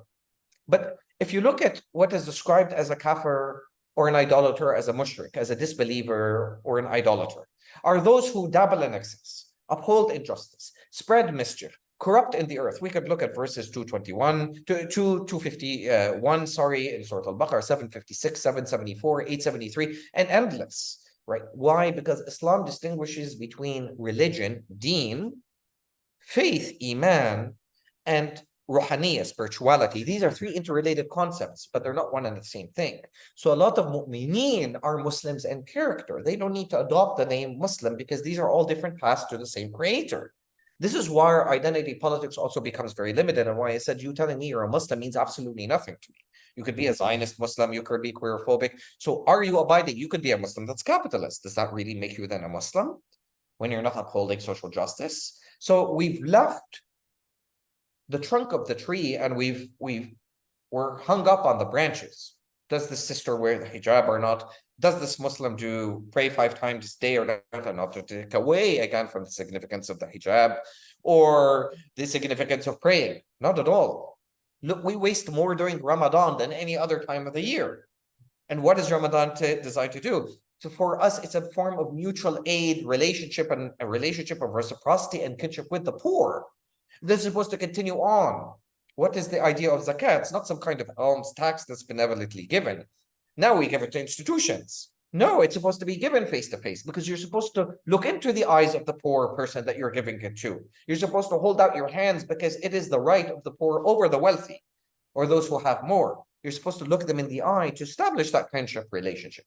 But when you give it to an institution where you're no longer responsible, when you're giving it whatever is allocated in terms of percentage right now, how is that supposed to be enough when we're talking about a capitalist order? What's that percentage supposed to do in relationship to a whole stream by which you have received your money in non-halal ways, and you consider it to be some act of charity? So it demands of solidarity, it's the means of community, it demands of responsibility that we have towards one another.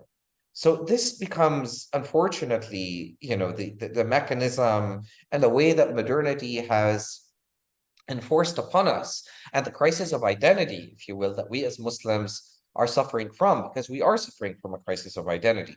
We have either adopted Orientalism or neoconservatism and fundamentalism as reactionary impulses to the crisis of modernity. And that's because we don't understand truly what modernity has brought of values, of governance orders, of mercantile orders, of exploitative orders, of racial orders, of sexophobic orders, and this becomes a problem. So how can you apply Islam to a world that you don't understand? This is the problem with most Muslim scholars. You can't. You have to be able to see the forest and the trees. And so, yeah, you're reaching out for the branches and you're missing the trunk of the tree. You can't. To the trunk of the tree is what organizes life. Capitalism and the nation state. They're what organizes everything else, including gender, race, sexuality. So you need to contend with that. And until you do, you won't be able to provide any liberatory form or vision of the Ummah. So we've talked about one end of the spectrum, the challenges we face, within Islam, as Muslims. But let's talk about the other end of the spectrum. Anarchists today, outside of the Islamic tradition, are not as welcoming of Islam as a religion, even if they might be welcoming of Muslims as people. They see Islam as inherently regressive, requiring submission. These are not ideas that they're comfortable with. And generally within the left, there's a popular idea of religion being the opium of the masses. It's not something that can liberate or, something that we should aspire towards. So given that and the fact that you write about an anarcha-Islam, how do we address the challenges that we face from the left, from anarchists, and the fact that they might not be welcoming of a religion? Thank you very much. That's a very important question. And let me start off by going back to the original, because again, it's a matter of language, right? It's a matter of, and again, language is imbued with knowledge. I'm not just being facetious here. Islam is often mistranslated as, again, we talked about Dawda, we talked about a lot of terms, as submission. The term for submission, or the word for submission at Islam, is actually khudu' in Arabic, right? If you translate khudu', that means submission in English. Islam actually means, as Amin Wadud, as other scholars had pointed out, as I write, as well, for surrender, because it comes from the root three-letter word or verb, sallama, to give oneself, to willfully surrender. And to surrender upon, as the Quran says, أَلَا يَتَفَكَّرُونَ أَلَا يَفْقَهُونَ, to do not think, to reflect. So it's not a matter of just blind surrender. But this is why I say willful surrender, right? So the politics of mistranslation, this becomes a huge thing, whether it's to Muslims, as we discussed, or whether it's to anarchists. But Muslims have also internalized a lot of misconceptions with regards to anarchism. So when anarchism is translated into Arabic, right, and I'll speak just for Arabic, it's often translated as it is in English, as chaos, as anarchy. The Arabic term is fawdawiyya. But as Hiba Rauf Izzat, who is a professor here at the University of Cairo, the actual correct translation is la sultawiyya, without authority, right, without rule. So there's that point, the politics of mistranslation, that becomes a huge problem that Joseph Mas'ad, that Sabah Mahmoud, the late Sabah Mahmoud, South Asian scholar, had noted, as well as Gathiri Spivak, and so on and so forth, another South Asian scholar. And when we mistranslate things, we are doing violence to language. This is part of the problem, is that we're assuming that we can translate anything from Urdu, from Hindi, from Arabic, and there's this synonymous term that we can use in English, but forcing again a particular meaning or definition or congruency with a noun-based language, which is what English means, is a form of violence within itself. So again, this speaks to violence. This speaks to the part of the problem that we're at, right? And part of the crisis of identity and knowledge that we're facing at this moment.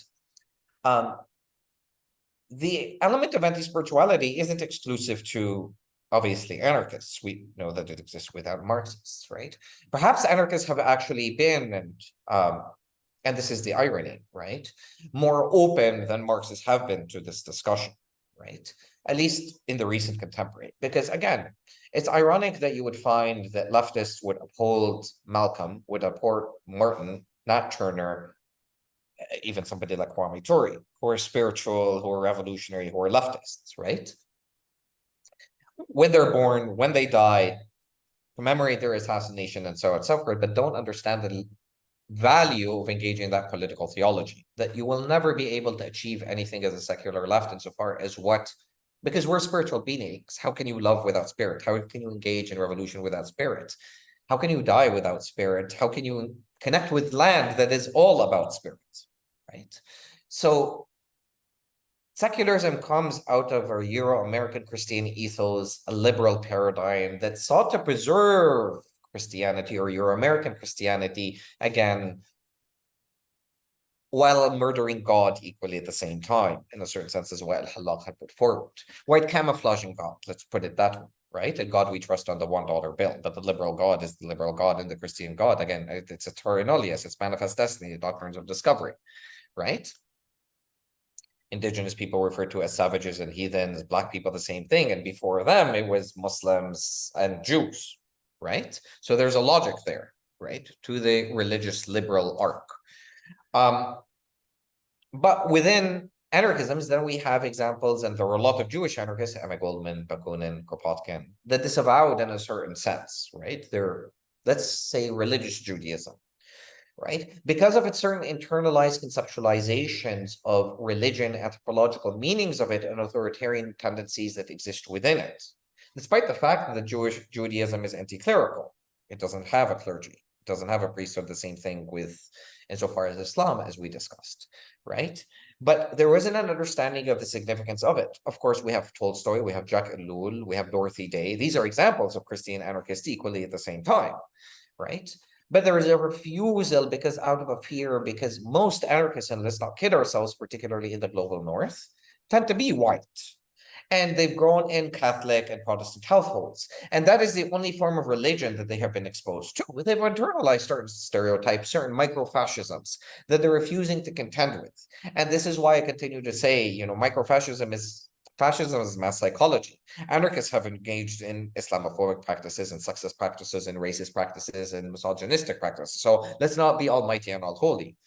But over the past 12, 13 years, really, when we gathered together in Loughborough, there was an anarchist studies network conference that actually we got together. This was around 2010, 2011. And several editions of religious anarchism, several books had come out: Jewish anarchism, Muslim anarchism, Buddhist anarchism, Taoist anarchism, Christian anarchism, to begin to undo that within anarchist movements. I've yet to see that within Marxism. Of course, we do have spiritual Marxists. Again, we do have the example of Ali Shariati, which is perhaps the most infamous, right? Most famous, and so on. But, you know, like I said, I do have an issue insofar as Marxism and Islam, particularly insofar as, again, how Islam is anti-authoritarian. And I think that's something that Marxists have not yet paid attention to insofar as power and the question of power in relationship to the state, in relationship to hierarchies. And from an Islamic perspective, liberation theology, again, Islam is not only anti-materialist and anti-capitalist, it is also very much non-authoritarian. It is anti-authoritarian. So part of, I guess, why some anarchists have, and alhamdulillah, I've been on quite a few podcasts, some have been receptive, some have not, have engaged in this reactionary reading of the book, an Orientalist and Islamophobic reading of the book, is because they expected the book to be a historiography of anarchist examples within Muslim history, right? But that wasn't, there are people that have already done that. That's not interesting to me. To me, it's developing the political theology, using the Quran, because that doesn't exist, as a matter of fact, like the Quranic interpretation that actually shows, listen, from a theological interpretation, this is how Islam can be. Even if you disagree with it, that's fine. But that becomes the realm of debate and discussion, right? And disagreement. But this is how a Quranic reading can be anti-authoritarian, can be anti-capitalist or non-capitalist. Here are the principles, here are the concepts. Right? Because listen, we could sit down and talk about how Islam is anti-materialist and give examples of history, but where is the theology? Where is the word of Allah in all this, in adjudicating between us, right?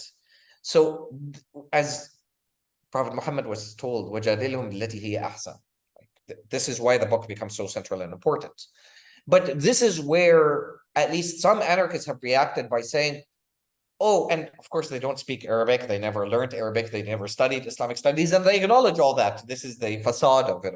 And they claim to not be Islamophobic, but say, oh, but look at this verse in the Quran. It's sexist, or it's misogynist, or it's, you know, extolling Muslims to kill kafirs and so on. And it's just like, well, then you ignored my entire chapter 2, where I'm talking about the methodology of Islamic studies and jihad and so on and so forth, because what you just did is, least of which is a racist reading, because ultimately you just acknowledge you don't read Arabic, you don't speak, you have never studied, you've never engaged, and so on and so forth, and yet you're cherry picking verses of the Quran and taking them completely out of context.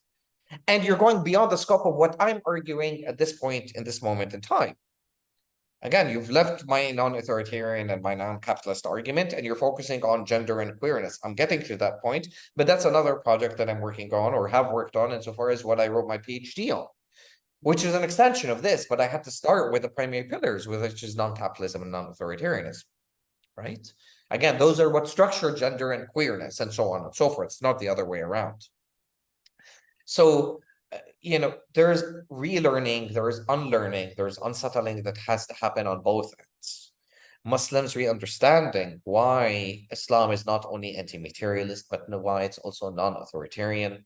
But then they need to go back and to be challenged and to think through what governance actually means, what authoritarian actually means historically, but also in the contemporary, given that, again, capitalism, nation states did not exist 1,444 years ago, right? So how have we transitioned from an age of ummas to the age of capitalist nation states now, and what's the difference between here and there, even if there were authoritarian tendencies? And yes, I'm not romanticizing Muslim history. Muslims have done a lot of wrong, not only towards themselves, but at least power is more fluid in pre-modern times, insofar as Muslim geographies were concerned. They were able, because the way that Muslims were able to contest power of a despot, of al-Ma'mun, or whoever it is that was in power, or Muawiyah, sorry, not al-Ma'mun, but Muawiyah, for instance, a despotic Muslim leader, was precisely by saying, you know what, this is not the Islamic theological interpretation, and no, Islam is against despotism and authoritarianism, and you have strayed, O Muawiyah, from the path, right? So this is how, even when people didn't stray from the path, this is how Aisha was able to meet Ali radiallahu anhu. Could you imagine, the cousin of the Prophet and the wife of the Prophet meeting on a battlefield? This is how they were able to have that confrontation, because of the death of Uthman radiallahu anhu and Ali choosing to forgive his assassins. And if at the end of the day, and this even goes to prove that these khulafa weren't, again, rulers in the meaning of rulers, right, in terms of absolute rulerships and absolute decision makers and so on and so forth, the fact that 3 out of 4 of them were assassinated. That is by the will of Allah.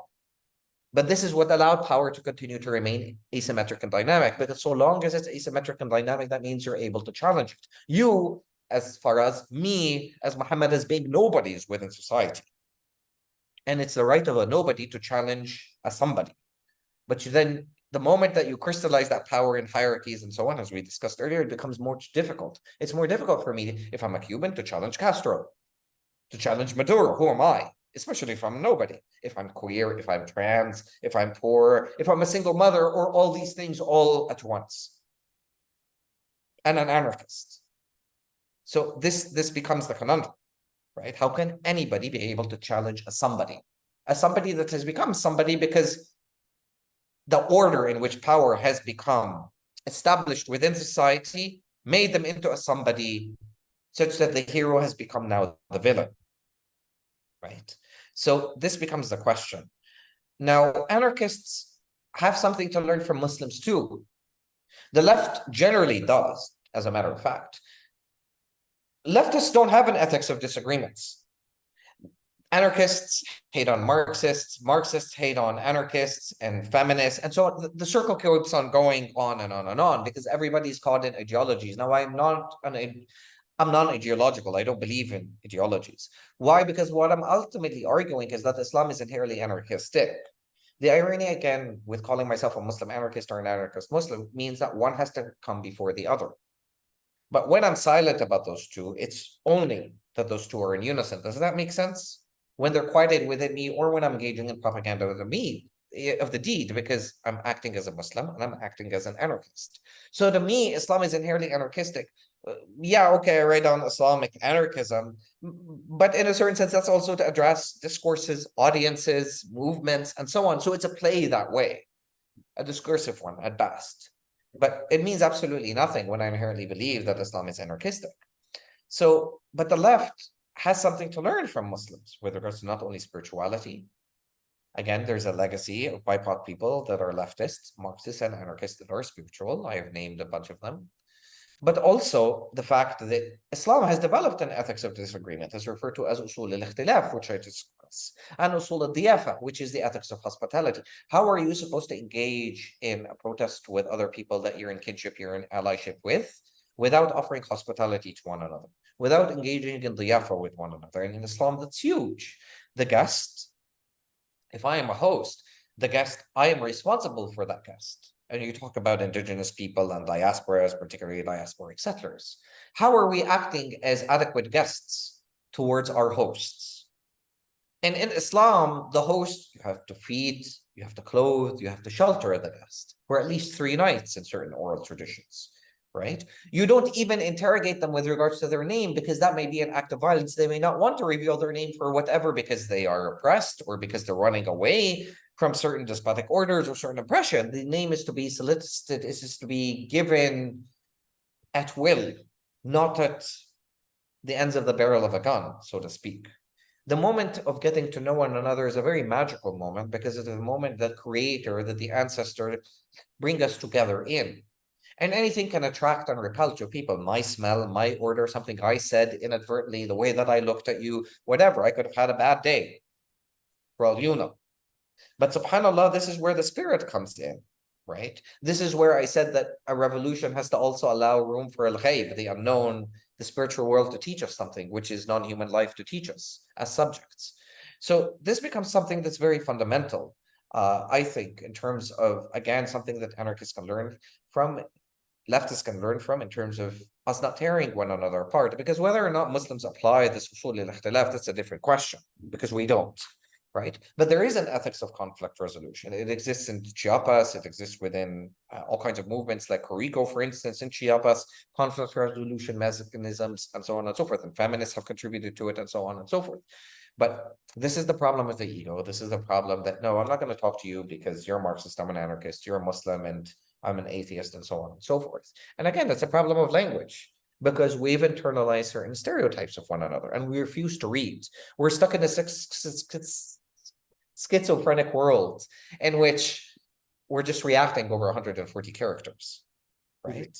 Because we're so insecure, so fearful. We can't take on the state. We can't eliminate oppression. So who will we take it out on? One another. This is what I mean. And we don't understand the struggle then means that it is between us, not beyond us.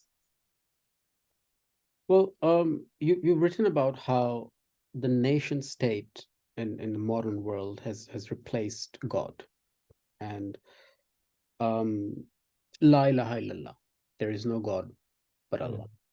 That is Islam's declaration. And that is how, you made an argument. So give me that argument in short, for our listeners today. Give me that argument that by saying La ilaha illallah, there is no God but Allah, Islam is inherently rejecting false gods. It is inherently non-authoritarian, and it's liberating. So the argument would be, and I'll give you the argument in 2 different ways, I guess. I'll give you a practical argument. For over 30 years, Mubarak was God. He was a pharaoh crowned, right? Nobody imagined. Now, the assumption was this God had absolute power. Nobody has absolute power, because again, where there's power, there's agency, there's resistance. Okay, so Egyptians had bought into this false god and the system. So when they were holding placards and signs saying down with the regicide, they thought that the regicide exists outside them. Meanwhile, the god, the mini gods, the mini Obamas, the mini Trump exist inside each of us. And we've learned to, vis-a-vis, again, being weaned on the state, on capitalism, to worship our own selves. This is why Al-Jihad al-Akbar, the greater jihad, is fighting one's own inner demons, one's own fascisms, that one is constantly culpable in. I may be talking too much. I may be talking over a woman. I may be hearing her and not just listening to what she's saying. I may be embellishing in my uber machismo instead of embracing femininity and emotions as a feminine practice. So believing in a certain God or a single God and saying La ilaha illallah to a majority Muslim population, but even within the Christian population, because they also refer to Allah and they believe in a single God, means being able to understand that one's loyalty, again, is not to Mubarak, is not to the regime in power, is not to pledge allegiance to, as Egyptians did during Tahrir, Muslims and Christians are one hand. We are all Egyptians. that within itself is a defiance of Tawheed. Because what is this Egyptian nationhood construct that's supposed to, number one, it's very ethno-nationalist because it excludes Nubians, Sudanese, and a lot of other Siwa people and so on, indigenous people, right? So it's a very racial project, but this is what buying into the modern nation state does. That breaks Tawheed. That Tawheed operates vis-a-vis, again, the one thing that we share is not race, it's not gender, it's not any of that. It's not tribe, it's not bloodlines. We share spiritual, ethical, political, social justice commitments. That's it. You could be Hindu, you could be Jew, you could be whatever it is underneath the sun. The moniker, the caliber by which we are all operating in relationship to this omnipotent, transcendent Allah that we engage in Tawheed with is ultimately God, is ultimately the loyalty to a certain sovereign, right? So, and the manifestation of that sovereignty on a certain earth. So, and by the way, I said Hindu, but perhaps, you know, the more appropriate would have been, say, to use Sikhs as an example, right? Because of their holistic belief in a single creator. But my point being that that is a manifestation of Tawheed. The moment that when you took the oath of citizenship, let me take me as an example, in Canada, in the US, I pledge to obey, to protect all laws, all the rules, to defend and protect against all enemies, foreign and domestic, and so on and so forth. That means I pledge my allegiance to a sovereign order, a crusading order that is founded upon capitalism, is founded upon dispossession, is founded about all the things that are antithetical to not only Tawheed, but antithetical to the principles of Allah subhanahu wa ta'ala. So I just swore my allegiance to what exactly? To a kafir order. It's as simple as that. Why? Because I believe that somehow this order, and this shows that I don't actually understand this order, at least with regards to a diasporic population, this order represents principles that Allah stands for, but they don't. When I actually study this order, when I understand this order, they don't. And so what do I run after as a diasporic Muslim? I run after, in God we trust, on the $1 bill every single day. I run after making ends meet. I run after having a house, having a car. I run after worshiping my children, because that's the upward mobility civilizational paradigm, assimilationist fantasy that this order provides, that you can be anything, you can become anything without any sense of responsibility, again, in Islamic principles that are hollowed out. So this is what believing in Tawheed is. Tawheed, to me, and an exercise of sovereignty in and for diasporic Muslims, means that I'm ultimately then responsible towards, again, my kin, my relatives, indigenous people, Black people that I share ethical, political, spiritual commitments in. It means being in unison to and with the land that is a subject. That's what Tawheed in this instant means. It means disrupting settler colonialism. It means building an alternative to settler colonialism. That's what it means. It is not worshiping that liberal order, because again, everything that liberal order is founded upon principally goes against Tawheed, let alone what Tawheed stands for from and in ethical, political, and social justice commitments. So I hope that makes sense. So you've touched upon Egypt and the uprisings a fair bit. So I want to, in detail about what exactly happened in that moment in 2011, right? You were there, you were involved, and had this transformational moment, a start of a new decade, 2011, social media, Facebook, Twitter, internet, new generation. And we had a 30-year-old dictatorship fall. And for a moment, it felt that this is something truly special and transformational, and something great was on the cusp. And then it fell apart, right? So what happened? What happened in that moment? If you could just tell us from your experience. So just to reiterate this point, obviously Tahrir was not a Twitter and Facebook revolution. Right?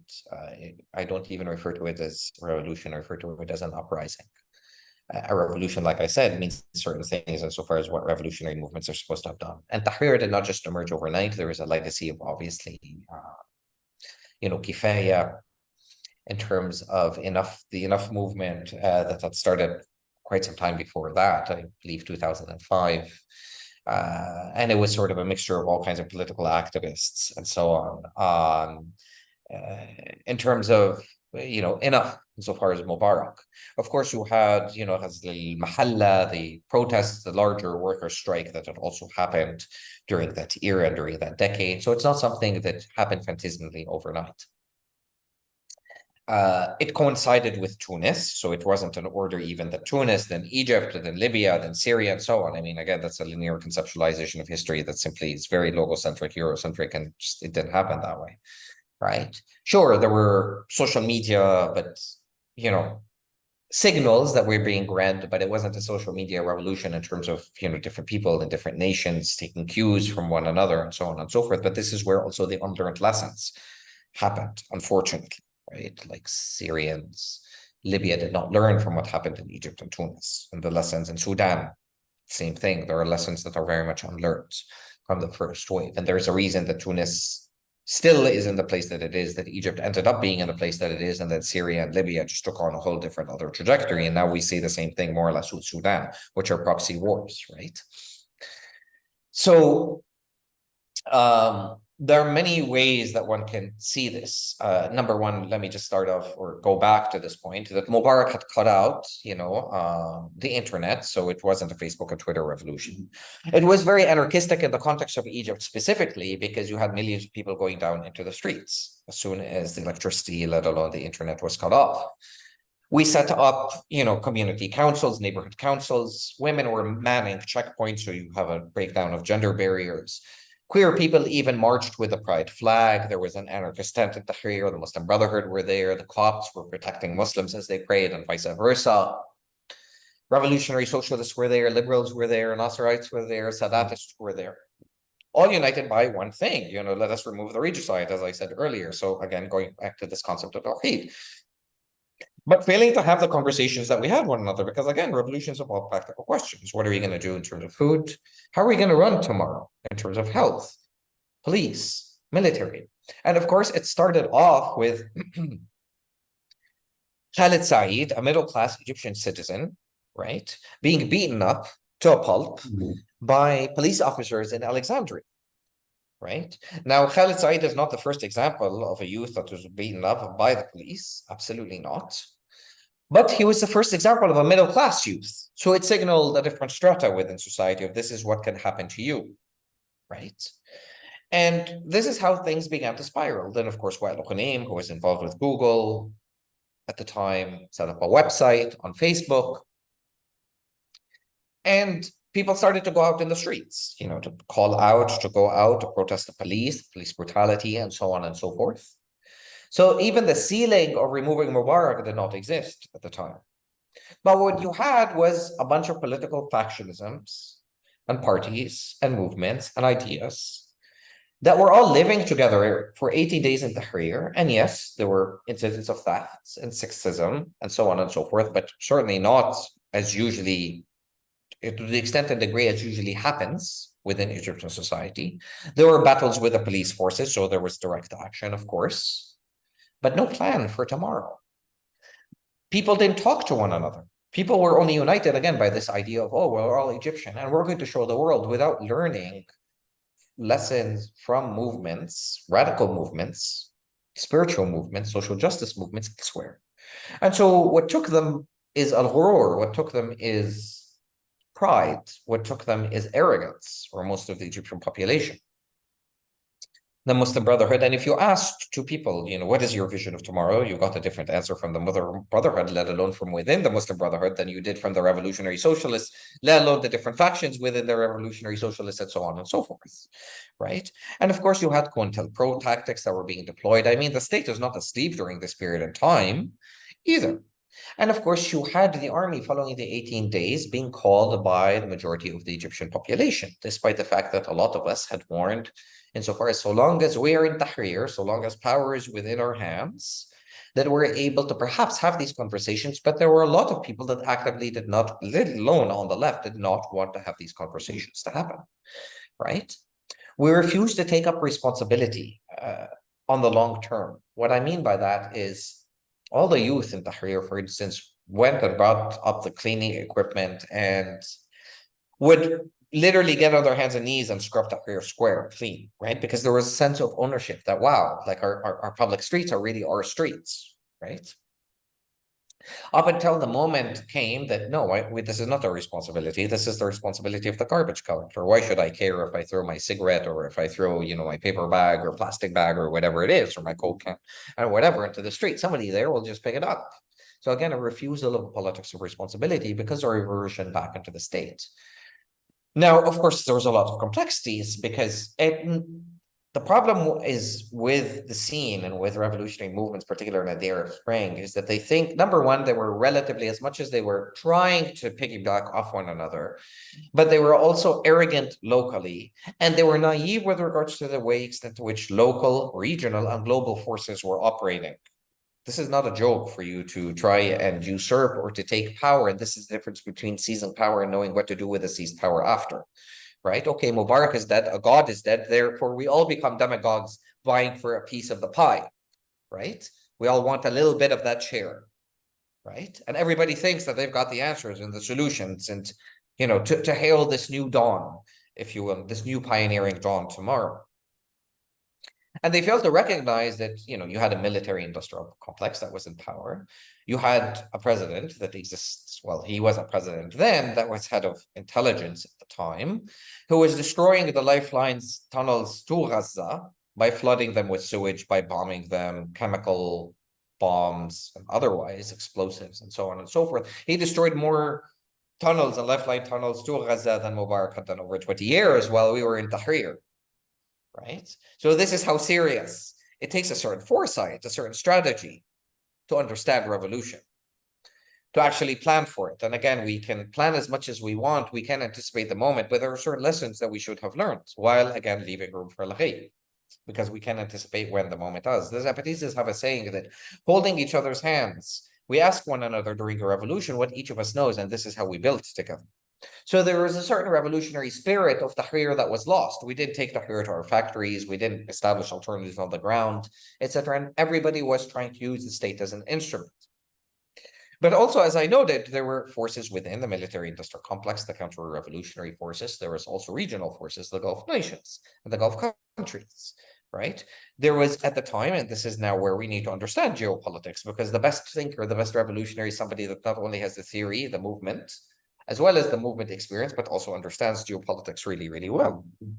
We have the Gulf nations, and we have a split within the Gulf nations between the Saudis, the Emiratis, as well as the Qataris, between the Muslim Brotherhood wing and between the secular wing of the Gulf nations that have tremendous influence on Egypt specifically, because again, Egypt has been the sort of nation, as much as it's a wellspring of pan-Arab, pan-Africanist, pan-Islamist thoughts, that's just part of its history and its geography. It straddles a very unique and exceptional space within the region and the Mediterranean and within the Swana region, right? And that influences everybody. I mean, the Muslim Brotherhood influenced even Iran, let alone South Asian scholars and movements, right, over the course of decades. But the point being that Egypt has always held and has been holding its hand as it's a very neoliberal society. This is part of its openness and infitah that Sadat had opened the shift towards the West after he took power, and the Camp David peace accords with Israel.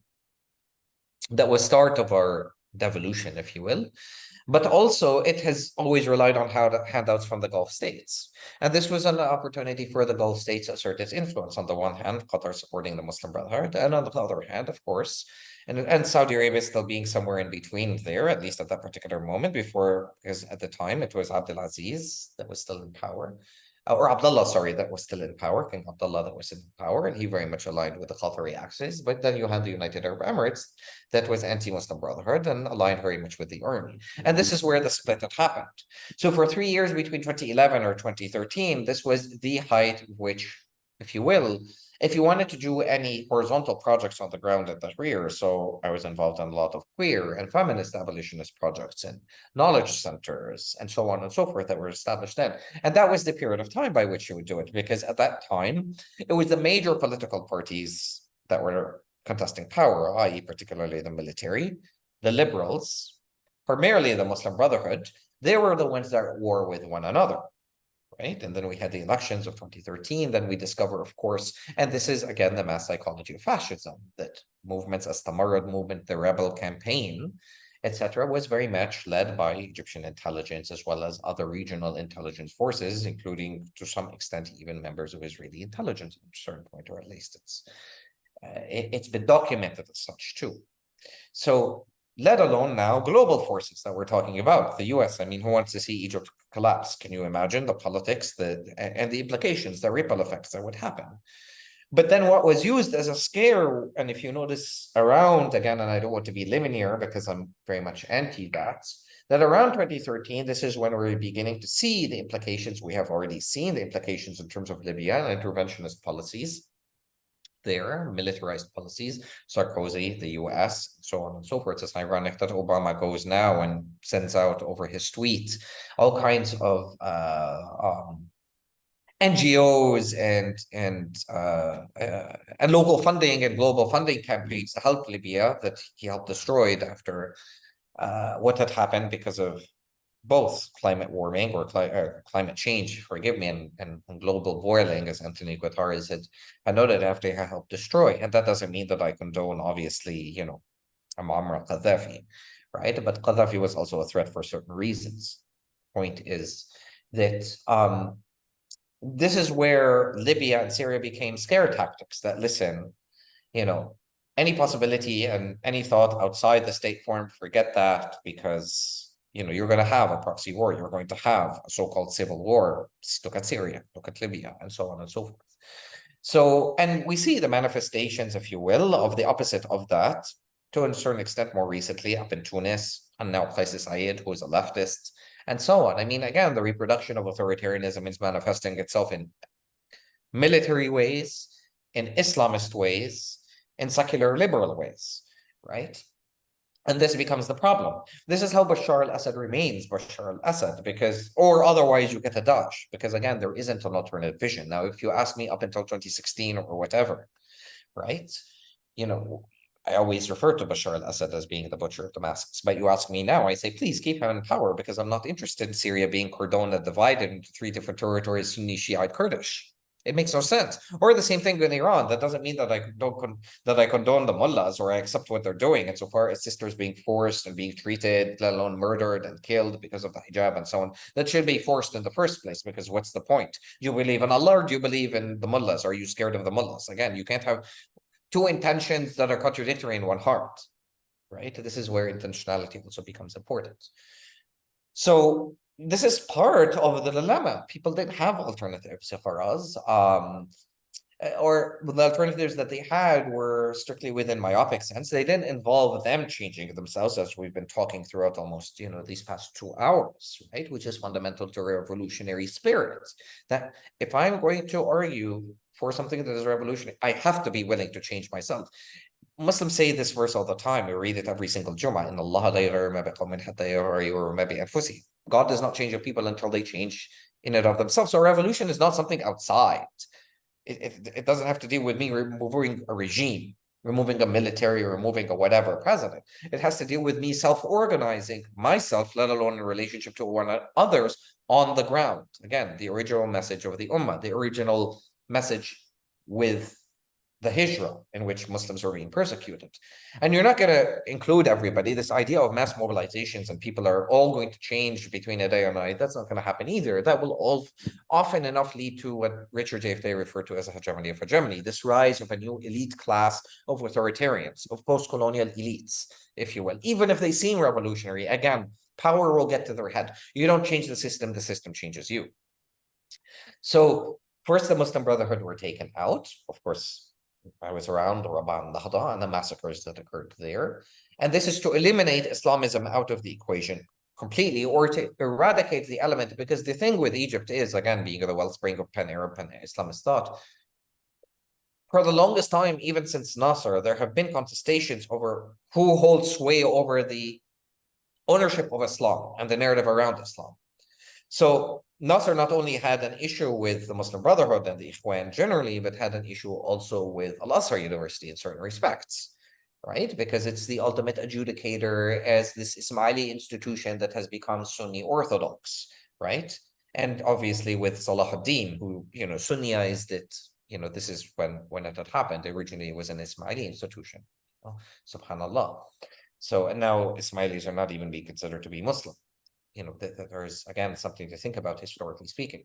But the same thing happened with Sadat, the same thing with Mubarak, although Sadat had opened it up to a various stream of different political parties so that they may, again, war with one another in a certain sense, and he maybe allowed Reign to do what it is that he had done, part of the reason for his assassination. And of course, then with Mubarak, absolutely, there was room given to the Muslim Brotherhood, and so on, not in any huge organized way, but nevertheless, they represented the only alternative that existed. But of course, they were neoliberal and they were capitalist and so on and so forth, right? But even the youth within the Muslim Brotherhood were very disillusioned with the leadership, right? Now you're looking at a situation, especially at the cusp of 2013, where, and this is where the war on terror very much intersects with all kinds of different discourses, right? Because sexual torture is being used within prisons and so on. And of course, the new prisons that are being built are being dubbed as humane, but they're built on the prisons that exist in the US. Like it's a nightmare, right? And you have over 60, 70,000 political prisoners, not just the Muslim Brotherhood, but liberals, leftists, queers, anarchists, Marxists, revolutionary socialists, all that are labeled are held in arbitrary detention. So renewed without the need to recourse for a judge, without the need or the possibility of to actually be adjudicated, to stand in front of a court, right? It's just this endless, again, Kafkaesque postponement of judgment.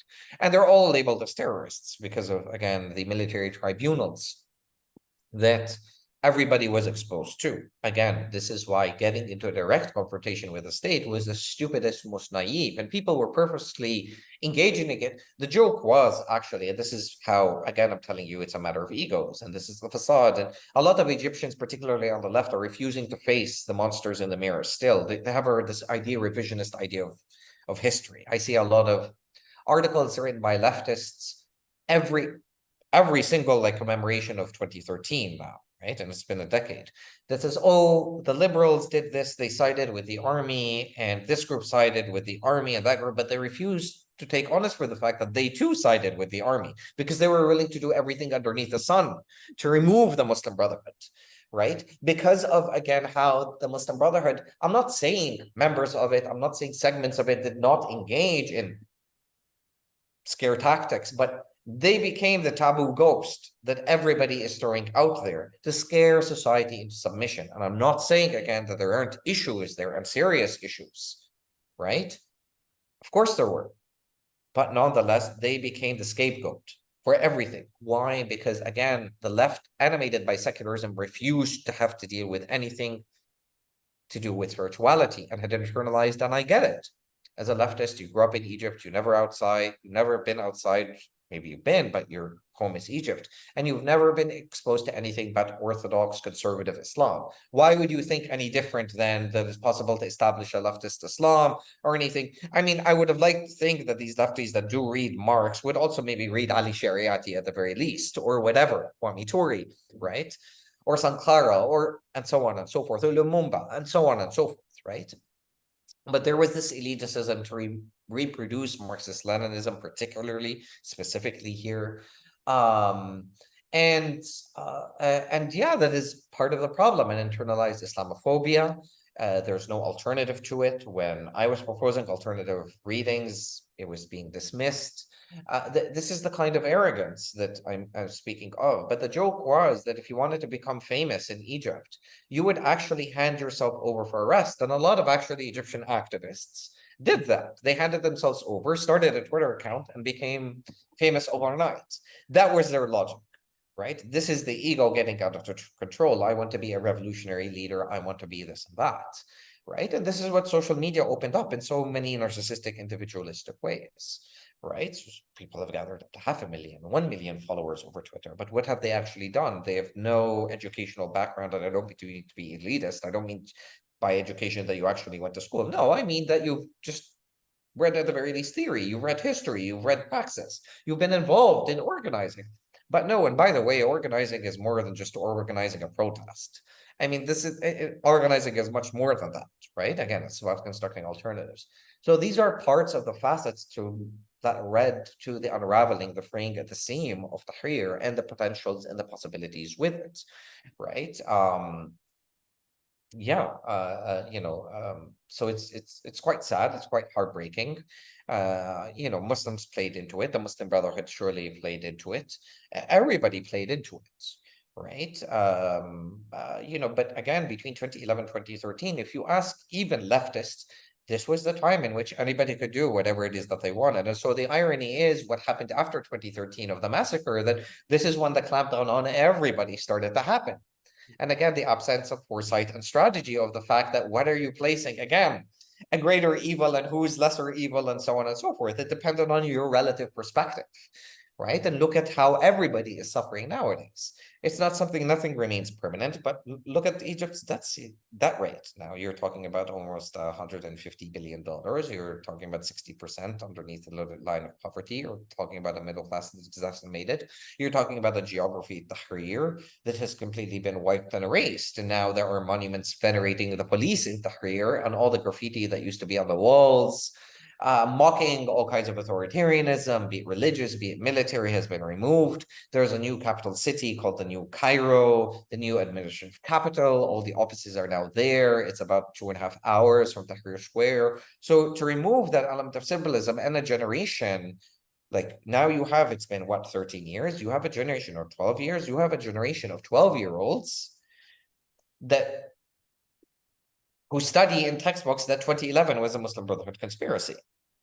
And that 2013 was the military saving the revolution, it being the real revolution, right? So a complete amnesia, a complete rewriting of history. But this is what the dominant order is capable of doing. And we should know that already based on the experiments and the trial and errors. It's we that haven't opened up the horizon of our imaginations to imagine something different. But again, Egypt could not do its thing without a coordination. And this is where we come to revolutionary organizing. If we're talking about anti-authoritarianism, and we're not talking about seizing the state, and we're talking about an ummah of Muslims and non-Muslims alike that share spiritual and ethical commitments, right? You should have that Zapatismo, Islamatismo, call it whatever you want, model in every corner and pocket on earth, from Bangladesh to so-called Australia to New Zealand. And you have to have these pockets coordinated so that in a moment itself, when you become more threatening, it's when a cooperative, anarchistic, mutual aid, horizontalist, land back, abolitionist, collective, and, the Bay Area in California is connecting with a similar thing down in, Lenape territory in New York. And they discover ways by which they actually, oh, you're making this in New York, we need this in the Bay Area. That's when you're actually disrupting not only actual state geographies, this so-called federalist model, but the nation state, settler state, because you're actually constructed an alternative market system based on free exchange, based on mutual aid, based on reciprocity, based on. So that when the moment comes, you're able to engage in a proper uprising without wanting to usurp power either. But the problem, and this is the thing, folks are not thinking at that level a degree. We are facing monsters, nation states. We're facing empire. We're facing, again, totalitarian China and Russia that use Islamophobia insofar as, look at what had happened with regards to Chechnya. Look at how the Uyghur are being treated. Look at how even Buddhism has become militarized. Again, there's white supremacist forms of all kinds of spiritualities and religion insofar as Myanmar against the Rohingya, right? Look at what Hindutva is doing insofar as its white supremacy against Dalits, against Muslims, against Malayali people, against you name it, right? Kashmiris and so on and so forth. So Islamophobia is being used by everybody. by your America, but also one of these wonderful totalitarian regimes. This is the scale at which we need to be thinking and operating. The forest through the trees that we're lacking, because we can only look at what's beneath our feet. And so when, again, we go back to, oh, let's just elect Trump, that's looking right at our feet. We need to have that vision. And again, our revolutionaries' legacies endow us by example with that vision. We have to think big. So, and we have to act locally while thinking globally is the same. So, but yeah, these are part of the dimensions that ruined Tahrir, and with it, obviously, a lot of other potentials and spirits in the meanwhile, including in the recent contemporary like Sudan. So, well, yeah, I mean, thank you for your analysis of what happened there, and I hope that this kind of analysis and this kind of insight allows us to learn, and not repeat the mistakes of the past, and learn, for future. We would like to thank you once again for for your time, and for giving us your time and so patiently answering all our questions and going into detail. Dr. Abdou's book, Islam and Anarchism, is available on Pluto Press website. I'll put the link to the website in the description. You can also find Dr. Abdou's work and his writings and on his own website, which I will again put the link to that website in the description. And where else can people find you online if they want to be, connected? I try and given everything that I said about social media, I do have Facebook, I do have Instagram, and I could provide those links, and Twitter, perhaps the most active over Twitter. But yeah, I think forgive me, my Facebook is Mohamed Abdou 2020. Mohamed spelled with a U. So just you might need to do a search for that. My Instagram is @slightly_drifting, and my Twitter that I use actually most is Minuit in G major. So MINUETING major, MAJOR. So yeah, but I think if you just Google Islam and Anarchism, you'll be able to find me relatively accessibly. So yeah, and I look forward to, first of all, I'd like to thank you all again as a Muslim collective, and Faraz, I know we've been together for almost 2 hours and 20 minutes. Thank you for your patience. Thank you for listening. Forgive my shortcomings, if I didn't elucidate, but obviously what we have to discuss is something. I'm always of the firm belief that one can simplify what's complicated or complexify what's simple. Thank you for allowing me the moment to reflect, to share. Thank you for listening. I'm very humbled and honored to have been your first podcast or your first guest. And yeah, let me just say that, as diasporas, let me return to our original point, I guess, where we started. Being located where we're located, we really have an incumbent responsibility. نحن خير أمة أخرجت للناس. We are the best amongst people, not because we are a chosen people. Islam is Judaism universal. We don't believe in chosenness that way, but because we act as exemplaries and as examples towards our kin and towards one another. And I hope that we reflected deeply upon our responsibilities on the very lands upon which we rest. That gives us the very food upon our kin that need us, that may have misconceptions about Islam, and that need to learn about it just as much as we need to learn about them. It is about reciprocity. So again, thank you so much. And I look forward, inshallah, to this world building and world making together. And thank you for making the time. And I hope the audience will go about and read the book and engage it. And if you have disagreements, that's perfectly fine. Write me an email, tell me you disagree after if you've read well and absorbed the arguments well.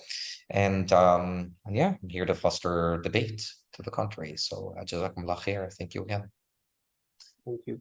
And for all our listeners and viewers, I will add all the social media handles of Dr. Abdou in the description, so you can follow him and connect with him and engage with him. And also, I would definitely encourage everyone to check out the book Islam and Anarchism. Check out his website, which again, all these links will be in the description, and you can read more of his writings. You can be up to date.